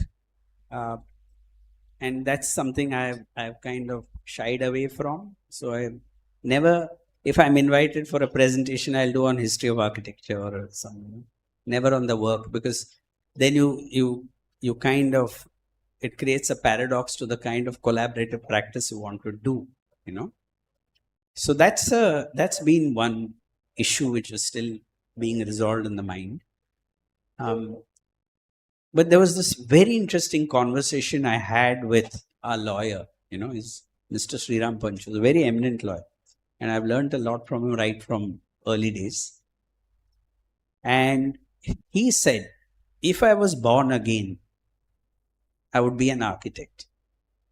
And when he said that, I said, we need a real long discussion. Because an eminent lawyer, I wish I had done law. And he says, I would have been born as an architect. And he has such a deep appreciation of the practice of architecture that he said, I do not see any other formation in higher education that extends and gives an integral, rounded appreciation of what society is about. Yeah, there is no other profession. It's only every other is insular, is discipline. And he says, when he said it, I said, let's go back and look at architectural education. That one of the most eminent lawyers is observing and kind of identifying that the seed of a good citizen lies in being an architect. Yeah, so he's linking citizenship to architecture. So that, of course, reinforced the fact that one had to not give up the artifact. I've not shown my other architectural projects. I can, but it would again take away, and so I do these architecture I'm not saying this non-architecture, but I do these architecture projects where I'm an architect. So to challenge myself, yes, the clients are, I do an office for Rolls-Royce, BMW, Taj. So I do all that. But that is done more to engage with the question of where does the aesthetic agency lie? It doesn't come in the wish for where does that aesthetic agency lie. So if I have done a 5-star hotel, that hotel is done with the same materials as the low cost house. A 25 rupee stone floor, no fan, no air conditioning, same. But I don't tell the client. Now I've told, so I won't get another project. But when the project is happening, I won't tell the client that these are all low cost materials which I've used in that affordable housing scheme. And then you do a 5-star hotel. It's built, it's standing there. So these are all done more out of certain provocations on this. I think Tridup has an amazing analysis of how caste system and materials correlate. Yeah, if I work with gold and my friend works with tin, his workmanship is better than mine, I will have more value in society because I'm working with gold. Yeah, and he will have a lower value in society because working with tin. If it goes to leather, it's even lower. So you have a caste system of materials you're relating to. And I think at some level, in a very paradoxical way, Gandhiji kind of engaged with that, by stitching a leather shoe. So these are all biases that are come into architecture also in terms of how we use materials, which material we use, in what way is it seen. So in what I've seen now of these 3 days and even earlier in the thesis conversation, that in these studios, that has been immersed and engaged with. Now is a stage to make it more conscious, to realize that is mainstream. It is not, it is not because that's the larger work that is there. That's the larger kind of possibilities of creation that are there. And I would say that it's extremely enjoyable. It's not something which is, if you observe what a community is discussing, like their mythologies, and one can make a film with that. It's more unreal than the real. And so there is a lot of promise in the architectural profession. I'm seeing them in the studio now, and I saw it last 3 days. And it's been, I would say, gathered very intuitively by the students. But I think if it's made a little more conscious, they see the elements of a larger practice in it, it can really become of another order, A lot of this I'm discussing in hindsight, of course. When I was immersed, there was the Gujarat earthquake, then, I got in it. One was kind of had to make sense of it all. But I think over time, and then once the UN role came, I think one could see it even in clear light on where an architectural formation can situate, what are its potential, where it can manifest, the kind of agency to even discuss with different departments and, make them see the light of day. Financial organizations are able to see the light of day now when they see this. So I think there is something growing here, something very required. And that's how I would say it's already emerging in the studios. Even in the third year studio in this which I've come, it's emerging. It's a question of now, how does one relate it to the outside world? What is that bridge, And what are it's not a singular bridge. What are the multiple possibilities now that students would have of actually generating the very project, which is a societal need? We needn't wait for X patron or that developer. There's a potent need with its financial,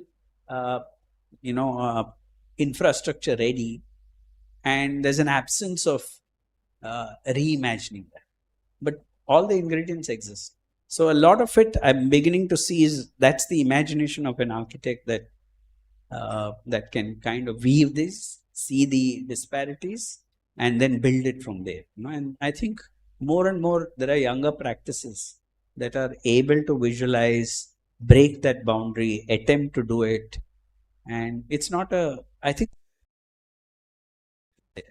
what I saw in these two studios in the last 4 days have addressed it. It's like coming to that threshold. So I haven't discussed with the students and the faculty. I think it stands there for a which politically, economically, and for the community. That's why it may happen in an academic zone, but otherwise it's open to us. And if I think that kind of conversation begins, where a lawyer comes in one evening, where a planner comes in now and just discusses with them, and I think there will be something else that will emerge from the studio of this kind, which kind of shifts the manner in which we're seeing a project, the manner in which, and it engages an architect. It's within the role of an architect. We may think it's not, but this 5 year kind of, I'm sure graduates of architecture feel they learned.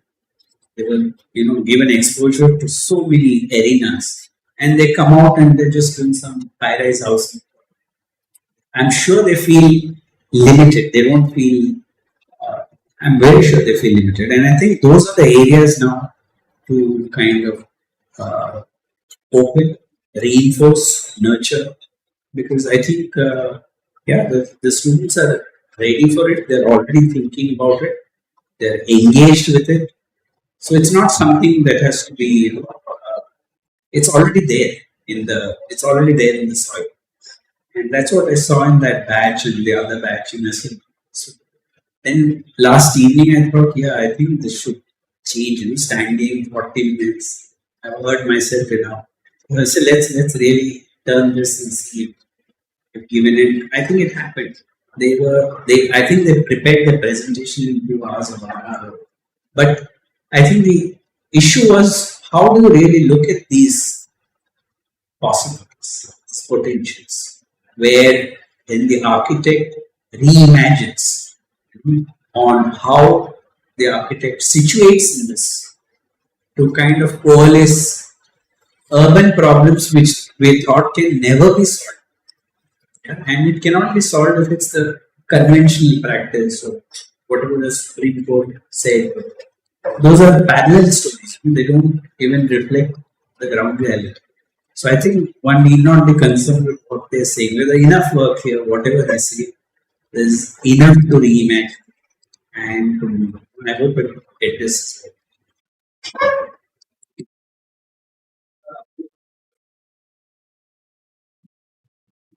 I think part of the curation was also then to engage and ask questions. So, I mean, I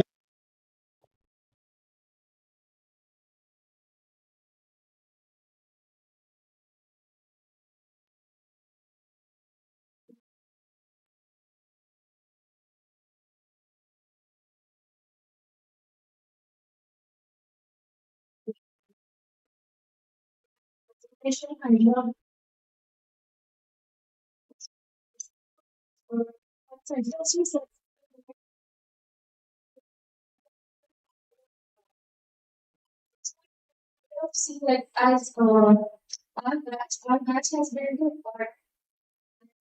so very cyclone sensitive zone, and even we have also been for our settlement studies to Sundarban.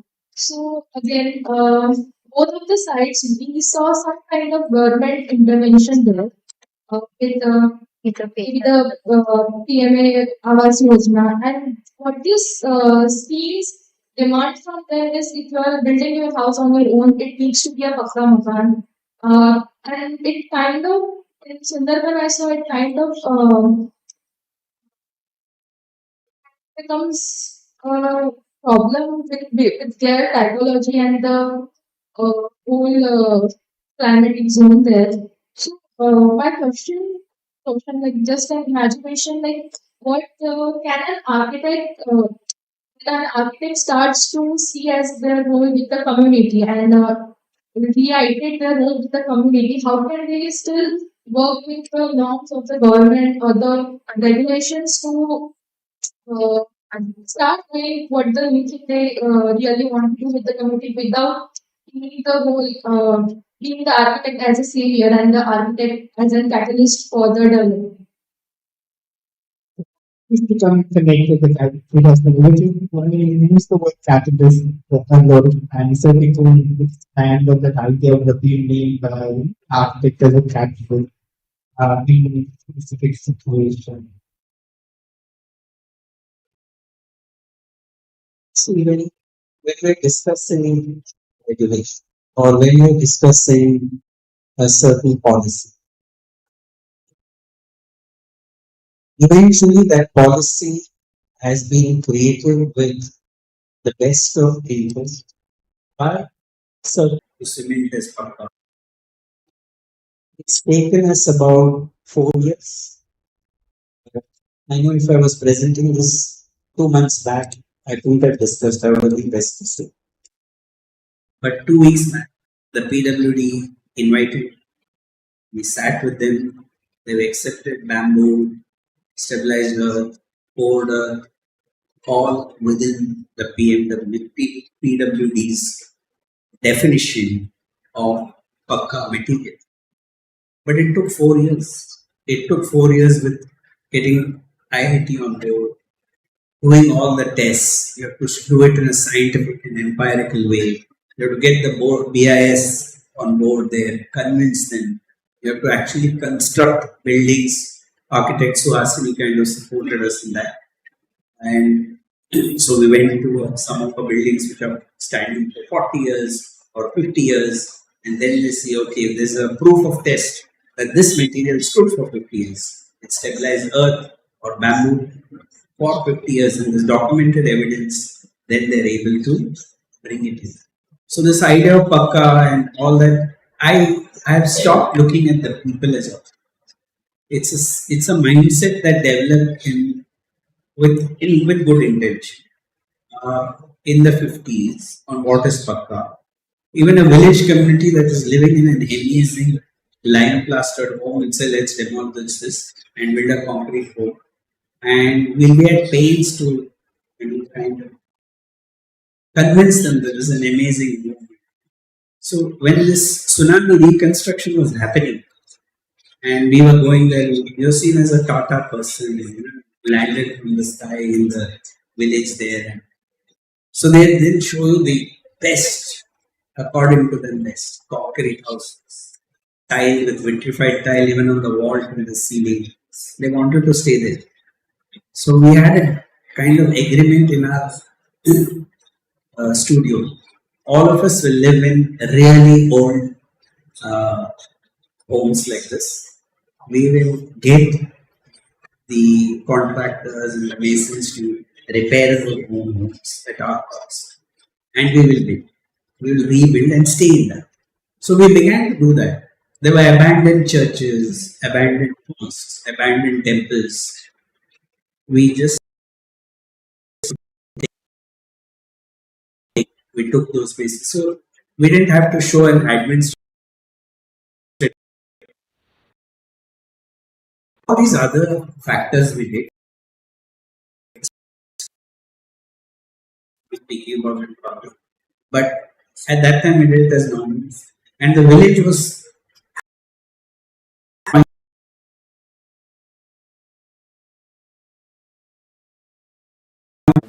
repairing the lime plaster. They were confused because they wanted, so only because that happened, we were able to,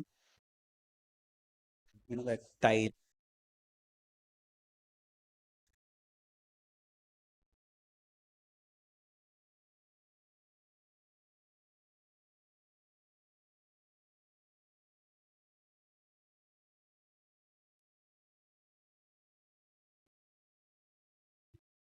We are going to look at it and see that these practices come into PMAY. Now, the Tamil Nadu government has said, why don't you build schools in remote areas with no fan, no air conditioning, but bring it with a certain thermal comfort with these kind of materials. Of course, it took 4 years. I'm not saying it took 4 years to convince, continuously not give up, go back. But it also had the force of an IIT or Rajan Raval in SEPT, several other really deep experts who are kind of reinforcing that process. you know. So it's a combination of a scientific process, policy, understanding the psyche and aspiration. So all these layers come in, and I think the architectural education that we get equips us to this. Then it's how do we build on that? But it equips us to becoming conscious to all these factors.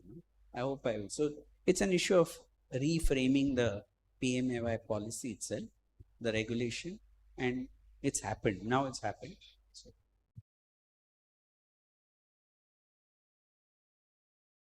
PMAY policy actually does allow other materials, so it's not just pakka. I mean, it's sort of redefined it already. But on ground practice, though policy has caught up, practice hasn't, and that also kind of brings me, because we are doing the study on homes in Maharashtra, and one of the things that you also find, again and again, people point out that there is the older houses, and they say it in a very different way. They say that, oh, people are not able to get married into these older houses. But interestingly, hidden within that is the invisible labor of maintaining the house. There are only women are asked to they're expected to maintain the house. So that also kind of brings us to thinking about what it means to then, not think of only that practice, but is there a kind of ecosystem that needs to be built, supply chains? How do you look at modernizing practices like that? Could there be people who come and repair? So a much larger ecosystem, rather than thinking of these as projectization of projects. So I think that's something that is perhaps required, and how does one then engage in that?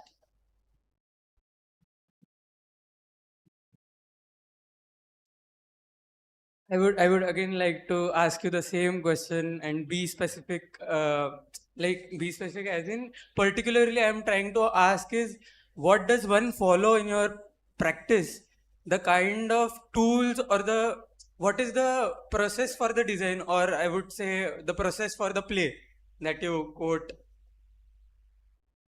What is the trajectory one follows?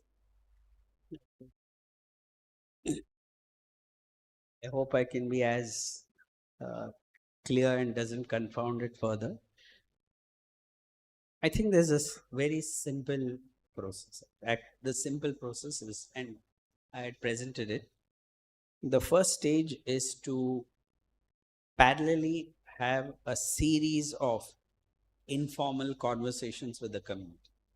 No holding a paper, asking questions, tick. Then the community gives the answer that they want you to hear. But if there are informal questions, informal gatherings, there's a conversation, and there is a kind of, I won't call it trust building, but a kind of bond that can develop with the community. It takes time. It can take anywhere. So it does take a little time. So that's one part. The other part is the documentation of this ecosystem.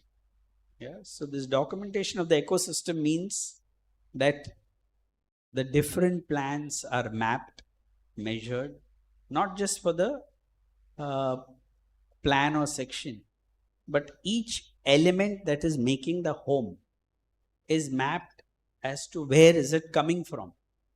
So we find in a remote village in Nagapattinam, a lock has come from Aligarh. Yeah, so we map that. That the lock came from Aligarh, the latch came from here. So if we start mapping that larger ecosystem, not only of each lock, handle, tile, but also of who's building, what is the skill set they're coming with, what are the biases they're coming with.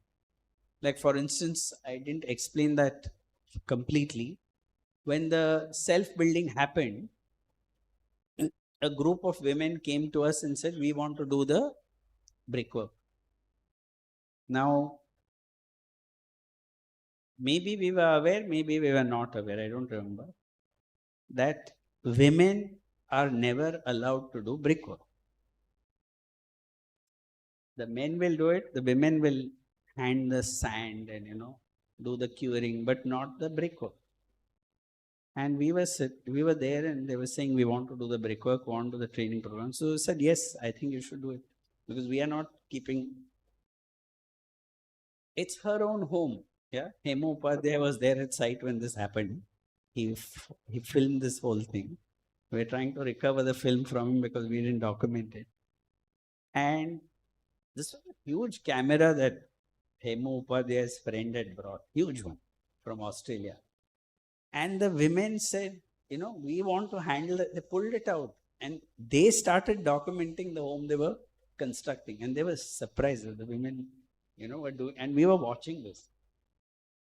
And next day, the village had a dharna asking us to leave the village. That we are breaking a norm where women, we said, can do the brickwork. And there was a big crisis. So the funders coming down, the audits coming down, wondering what happened.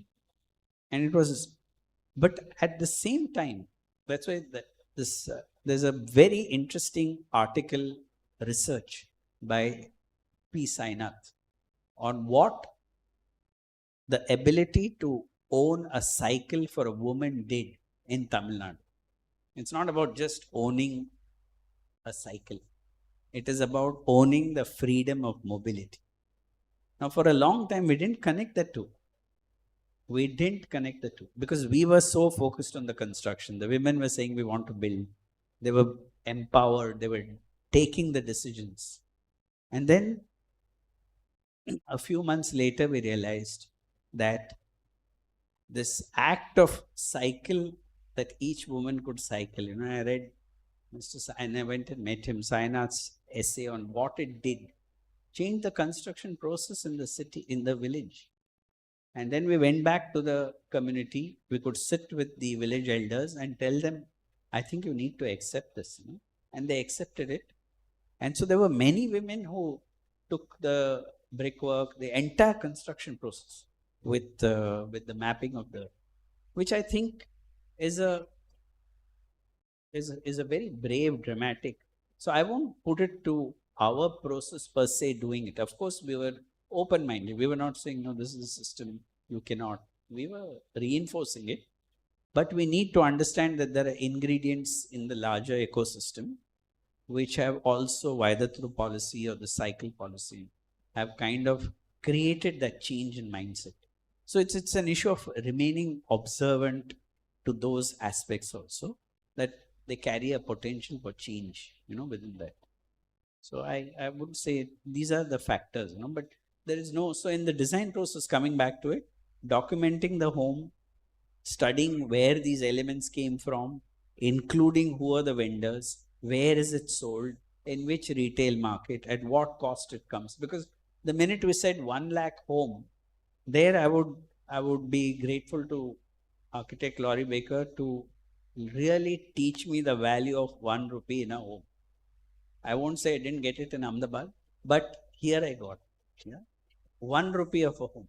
How to change the brick bonding to save 3 rupees. And that is a learning I got from architect Baker. And then you realize, my God, and how you control the first brickwork, the first course, how that impacts, how to change the lintel, how to redesign the foundation that you save 30%. So you get to that without compromising quality. It's like you cannot compromise quality and you have to come to this. I think that's another enjoyable process, because once you kind of, but if we see it as engineering, costing, and we park it in that kind of a field, we're going to develop our own resistances to see it. But if we begin to see it this way, like a gaming exercise, he's seeing, okay, this, then you begin to say, okay, one can build like this or leave something for a later stage. Then you start really playing a narrative of that. And so that's the first part. Second part is understanding what's really basic to them. Third part is we did build model homes where the village could see one-on-one, even stay there for a weekend or 3-4 days, so that and we had this huge register where they would write anything they wished, that the loft should have been here, and we would kind of map that. So we cannot sit with a client and ask, what are your requirements? So we did that live. And training for the new technologies was done, then the plans that they generated, they even made models like a final year studio. But then we would sit for about a month or two and discuss and get also opinions from the different village communities, women. And I think the women contributed deeply to this process in understanding privacy, in understanding layers. That's all. I mean, I had two questions. One is we do talk about the idea of incrementality and largely through the question of time, right? Like what are the spatial shifts that happen with time? And I was wondering if you could speak about it in terms of your own practice, right? Because if one is, if you're thinking about this being, like you're saying, as a form of practice, right? Not a mainstream, but that it is a mainstream practice, right? And if, we have students who being trained into thinking about this also as a form of a mainstream architectural practice, we tend to do it in shorter modules. The projects don't really give us a sense of time, of how much time it takes to set up a practice like this, right?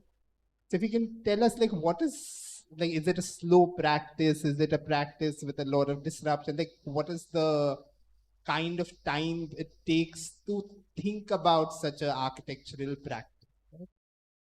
And the second is, I mean, if the Cormorant is sort of the, figure of the spatial intelligence who, anticipates and tells you about disasters, right? The Sphinx is the one who also sort of stands and asks questions and riddles, which have their own.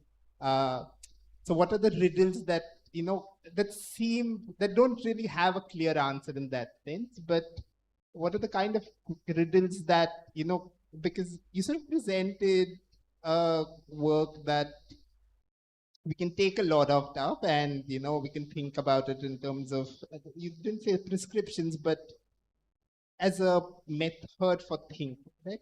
But what are the riddles that seem unanswerable in that for you at this point in time, but also the riddles that you want, students to take and play with and think about, right? So those were the two questions that I have. This is getting more difficult than I anticipated, but I think I want to take this. See, if one enters terrains of this nature, especially you enter disaster mitigation, you enter war refugee, these are really challenging areas. And especially war refugees, you're seeing you have to, and when they become so challenging, you begin to realize that the human mind, and this is something I observed from the communities, that on the day of the tsunami, when I reached there, it's all devastated. And there were groups of community sitting under a tree, drinking tea and joking and laughing. Now you get an inexperienced NGO coming and saying, look at these community members, they don't even understand this grief and they're sitting and laughing. And there was at least 30 couples getting married every evening. Then you start saying, oh, there is this behind the marriage, they get this donation, they get that funding. We just complicate the process of that community. Now, under such a deep sense of shock, you find that's where human resilience begins to emerge. And we need to observe it and learn from it without making value judgments. So you find that this need to create family, the need to kind of generate a certain humor. They are the affected community and they're doing it. If a bystander does it, I think one would question it. But an affected community doing it, you begin to see that the seed of resilience lies there, So the question really is, one doesn't see oneself as going to help a community, going to, this urban mesa coming down to a rural, all those paradigms are problematic. So if one engages there, you're engaging to say, okay, if there is an indigenous knowledge which is lost and you need to discover it, then that becomes a source of that communication. If you see methods of resilience, where under the most difficult stages, they're able to stand again, the Sphinx or the Phoenix, and the standing again, that becomes a source of communication. So, like this, you would find that there are several you will begin to observe on a daily basis when you're there. Lot of learning that, and certain simple statements, ostensibly simple statements. But when you sit back, you realize, okay, it had so much of layer to recognize how to handle that situation. I think that's when the resilience is really born, whether it's a war refugee or. So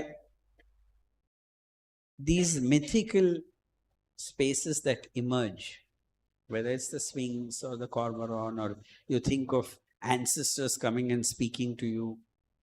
There was a Buddhist monk on the beach that day at the tsunami. It's all wiped out. That day I'm with the army. The next day, nobody is allowed.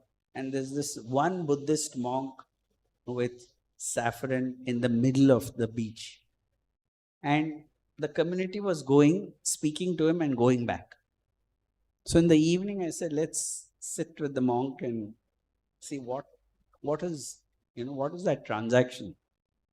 And the monk, all he did to the families who had lost, children were washed away into the sea, elderly were lost. All he did to the community was tell them that you will have a child in the next 6 to 10 or 1 year, and that child is the same soul that got lost. Name the child exactly the same as the family member you lost.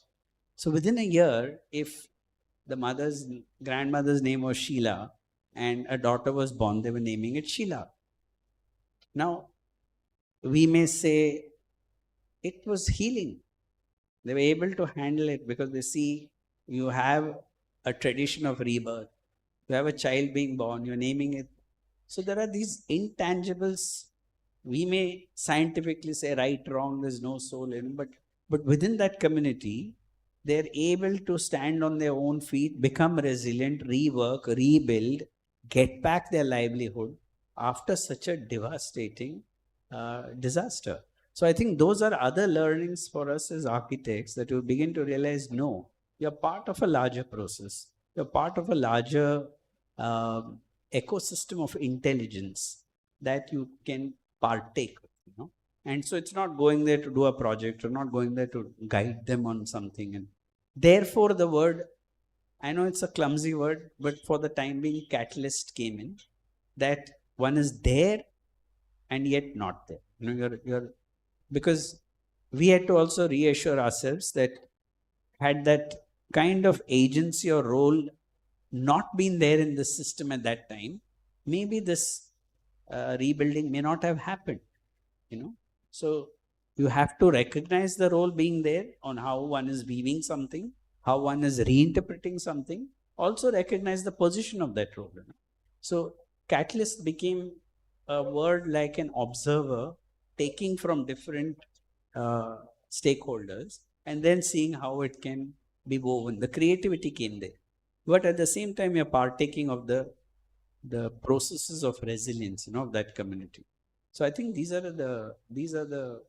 It's not easy to fully describe it, but when you're there, you'll begin to see that, and you have to invent it every evening. There's no formulaic, and that this is the way it comes as a surprise, and that's why design for uncertainty or design for doubt comes in.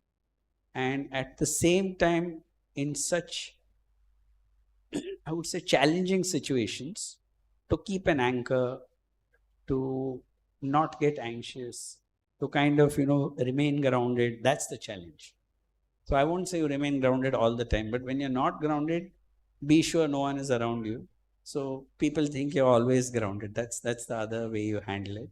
But otherwise, it's not an easy challenge, but it definitely keeps you engaged, it keeps the mind working, it gives so many other layers of what architecture can be. I hope I respond.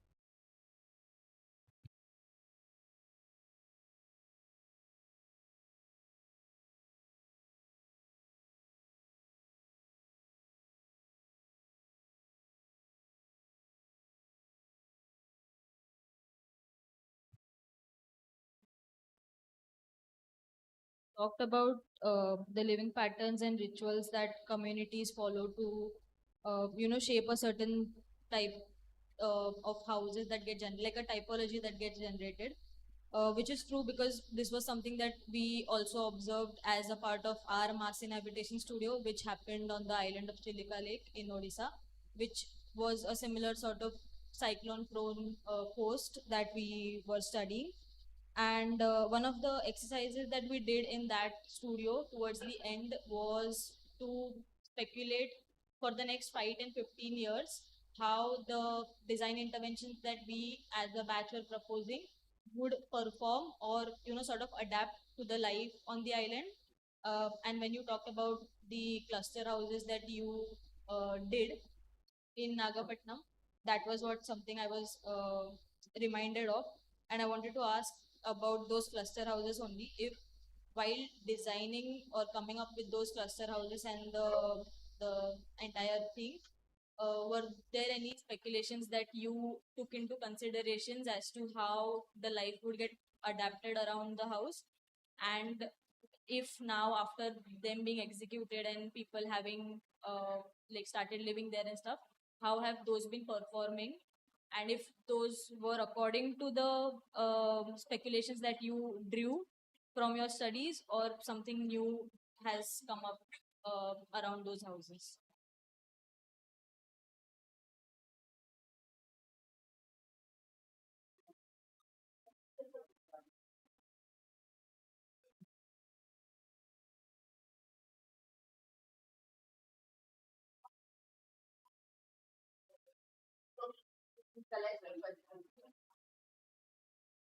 Hi, Durganand. Hello. Uh, so, in terms of the Nagapattinam housing that you developed, one question that I had, I'll attach it with an observation as well, was how would these houses perform in terms of its social life? So, based on an observation that we had while our mass housing course, was these houses don't exist in isolation without the social infrastructure that they require. Like, for example, we visited two fishing villages, one which grew organically, which was Behrampur, and the other which was planned, called New Bakshipali. So with New Bakshipali, what we observed was the life in those places was completely dead. Like what was there in the organically grown settlement was it had maidans, it had work commons like the jetty, or it had other infrastructure like the panchayat. They had a pavilion instead of a office in the form of a panchayat. So, did you also employ such kind of interventions when you thought of a, because the scale of your post-disaster settlement also was kind of this big one. So, I wanted to ask, like, how did it perform in terms of its social life, and did you employ any strategies that kind of made sure?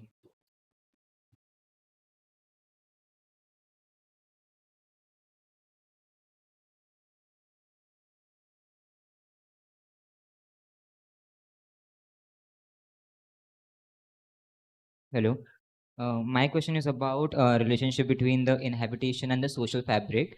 We often use the word community while talking about mass housing or mass inhabitation.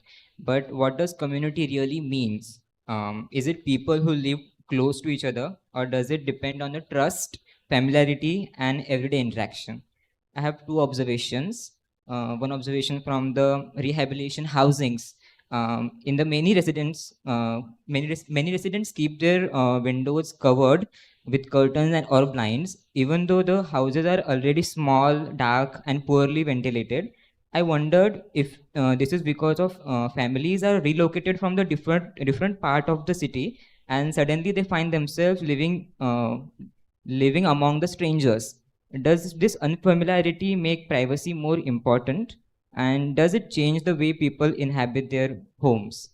And the second one is my observation from the Ganpat Patil Nagar that there often seems to be residents there are resistance to even smaller form of collective development, such as sharing a small part of one's own space for a common benefit. It make me wonder whether this is only about ownership or whether it also reflect a lack of trust and weaker sense of community amongst the neighbors.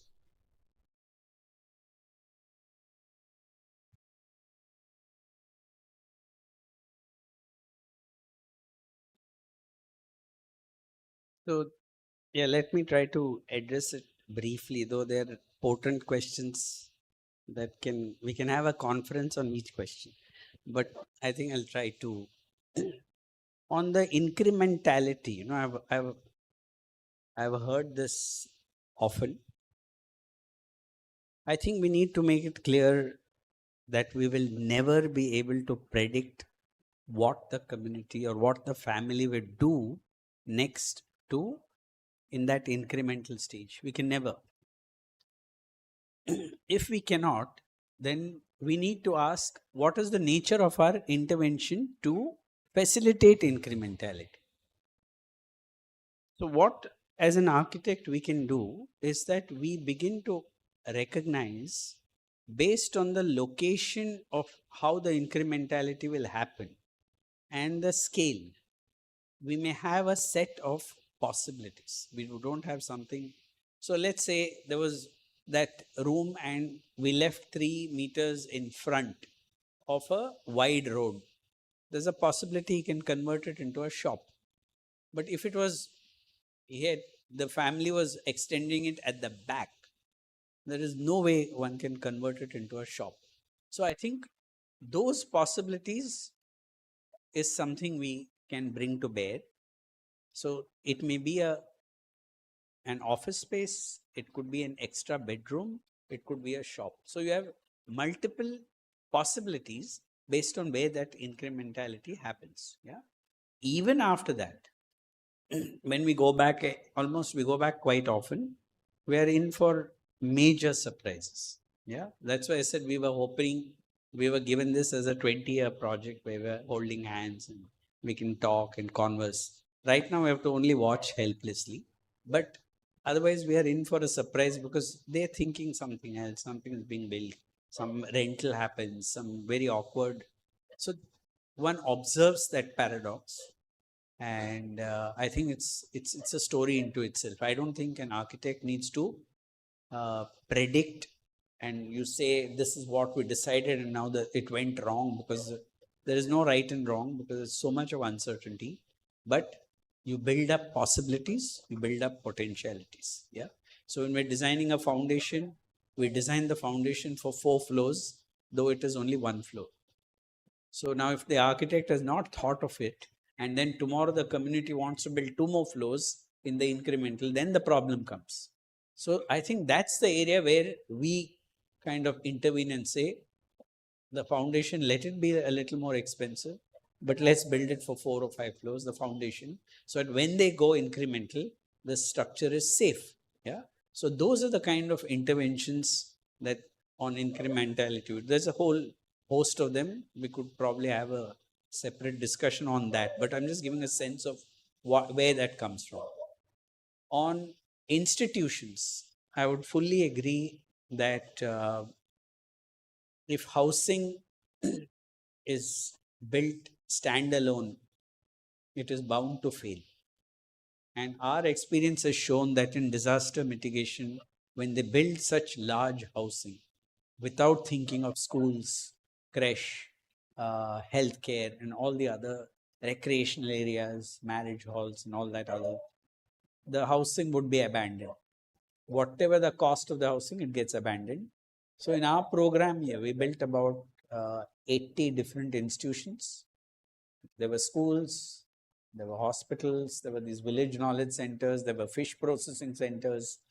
So there was a whole range of which we hope to now put together We'll bring out a open source book on that, on how these institutions were built.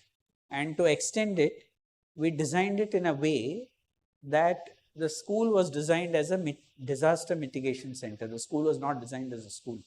So if there's a disaster, the community could come and live in the studios, and it has the facility of bathroom or wash basins and a kitchen.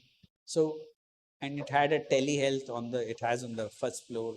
So we've kind of built in those aspects to a school, So it's not built as a school, or we've looked at how this kind of relationship can work. So they're not strict typologies in that sense, but a school can work. We've even proposed a school as a bank now in the rural areas, where we found the highest loans were education loans, and we find that there are no teachers in the school because the salaries are not good enough. You have Kotak Mahindra, ICICI, all of them, HDFC wanting to do rural banks. So we said, why can't the headmaster become the bank manager and get a salary of a bank manager there? Because then he dispenses the highest amount of education loans. The school becomes the bank. You don't need another bank sitting there and a school abandoned without school teachers. Of course, ICICI and HDFC have rejected my idea, but I'm not letting go. I said, you have to have a bank as a school.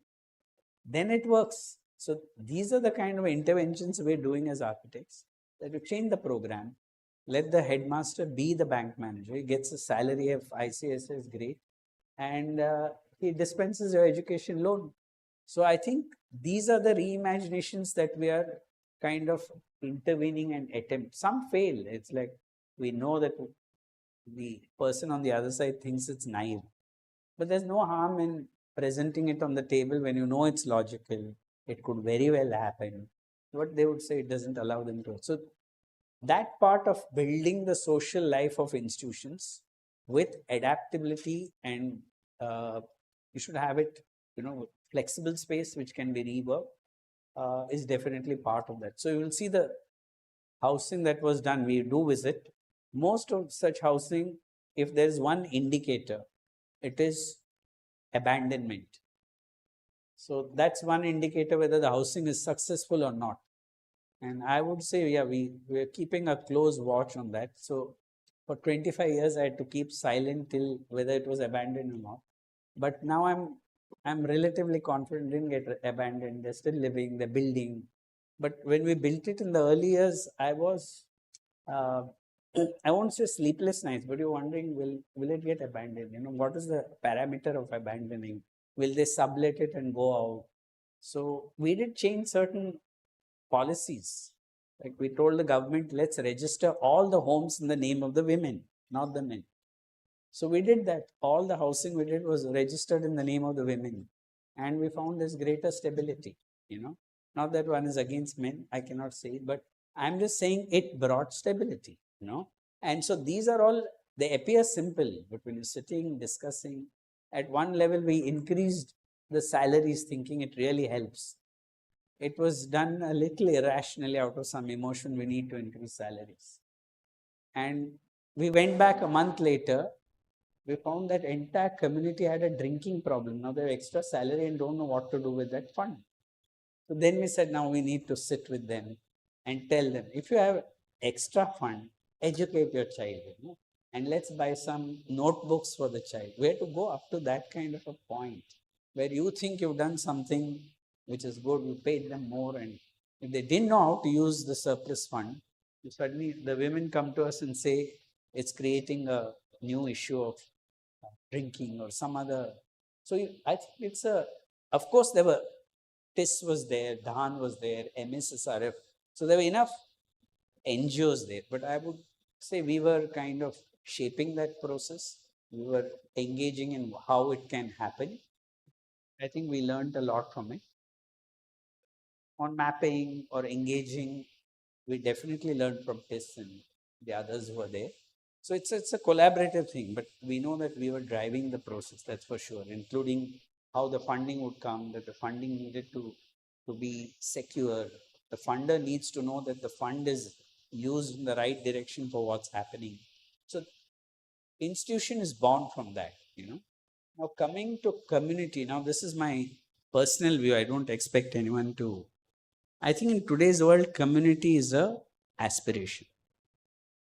We want to aspire to it.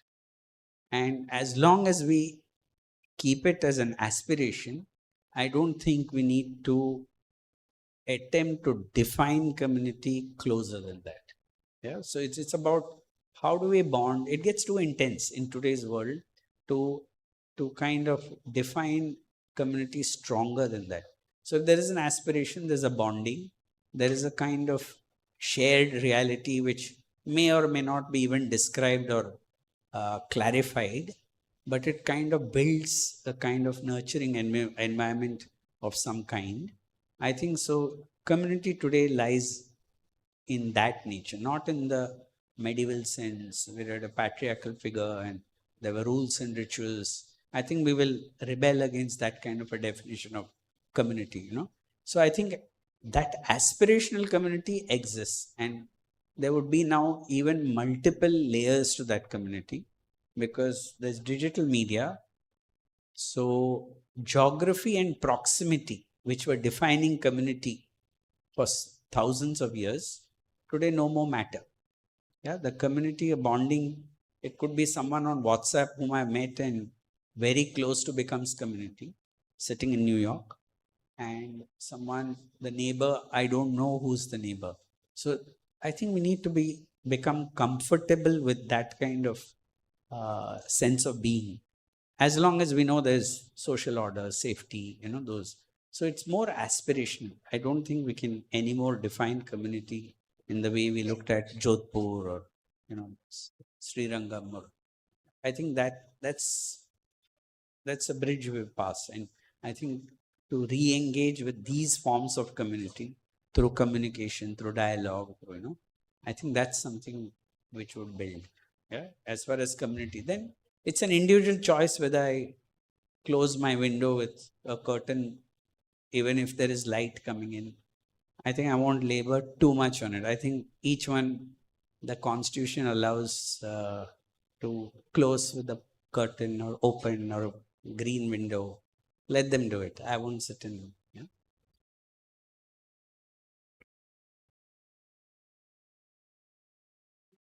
Achha, 1, 2, and 3. Hello. Yeah, so we architects usually most of the practices only serve the 10% or not even the 10%, the 5 to 3% of the population, right? And 90% of the population doesn't get served by architects. So most of the practices which are run by these these high-end luxurious housing practices. So in order to, I would like to ask you ki, how do you manage the economics of running a practice? Because if I want to work for the community, it takes me 4 years to to stay with the community and to exactly know what the problem is or what is going on over there. So how I as a practice can survive without doing whatever is happening or doing what the market demands? And if I do something what the market is demanding, why would somebody or the government give me such projects? Because if I'm so I that's a question that I'm a little confused ki how do you as a practice survive doing this? I mean, it's because you might have a primary practice that does something else, but how do you manage doing that?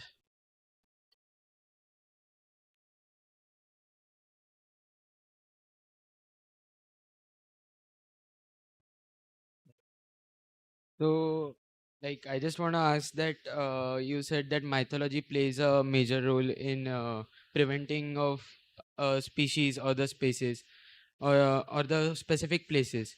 So, like, we are studying a community where a temple becomes a major public node or a gathering space.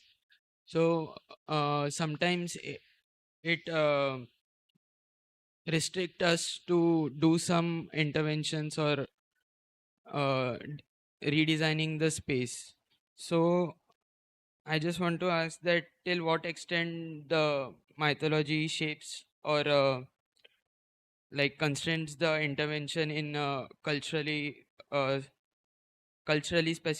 specific sites. And other was that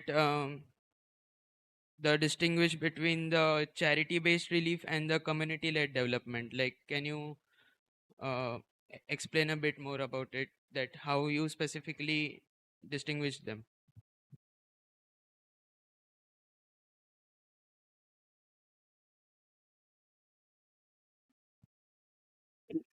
See, I think there's no single response on how to um, make a practice of this kind work.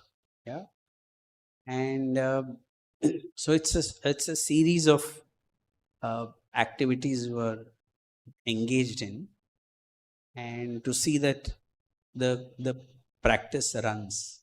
Of course, at times there was the benefit that the Tata Trust were funding. So then, if the Tata Trust fund, they ensure that the whole uh, situation is kind of supported. So there is that issue. At times, it's a combination of certain other projects are doing and continuing this. It can be, but those are choices one does. That there would be parts where you will not get funded, it won't be seen, but you know that it needed to be done, and you know that the project needed to move despite that. So those are all choices one would take. But yes, I think it's possible to kind of take on multiple projects. There are other kinds of assignments you do, plan them. Most often for these projects, I request the funder to pay the salaries of my team separate of the funding. So what happens, we're not businessmen. So at the month end, sitting and calculating cash flows and is the last thing I want to do. So when they request this, I say, these are the 6 people they dedicated on this project. This is their salary. You will pay the salary there. So the end of the month, I'm not looking at, did the project finish 8% and we will release 3%. Even my normal projects, I don't do that. I make them pay the salary separate of the fee I charge. But then you won't get so many projects like other architects. But you have to be content with it that financially at least you're not getting into a difficult situation. But yes, then you don't do 40 projects and 80 projects. In the tsunami time, it happened organically. It's not that we wanted it. Organically grew into so many projects. But then we again scaled it down. Yeah, so that's one. On this idea of mythology, and I think we're talking of mythology in a metaphorical way for the sense of self, and not necessarily through the gentrified institutions that convey religion. So they also discuss mythology, they discuss, but those are all institutionalized forms. So one would look at mythology more philosophically to derive what its metaphorical meanings are, to enrich a certain process, but not more than that. It's not in a ritualistic way of having to engage with a gentrified religion. So I think that distinction needs to be done, and I think that's the reason I suggested Ranjit Hoskote is a good scholastic read on this, where he kind of very elegantly distills the notion of sacred from religion. Sacred as something you value, something that you have reverence for, and not necessarily religion as we understand it. So I think the temple and all becomes all metaphorical and not the actual which we are seeing. So there is a distinction drawn there. Yeah. So thank you very much. So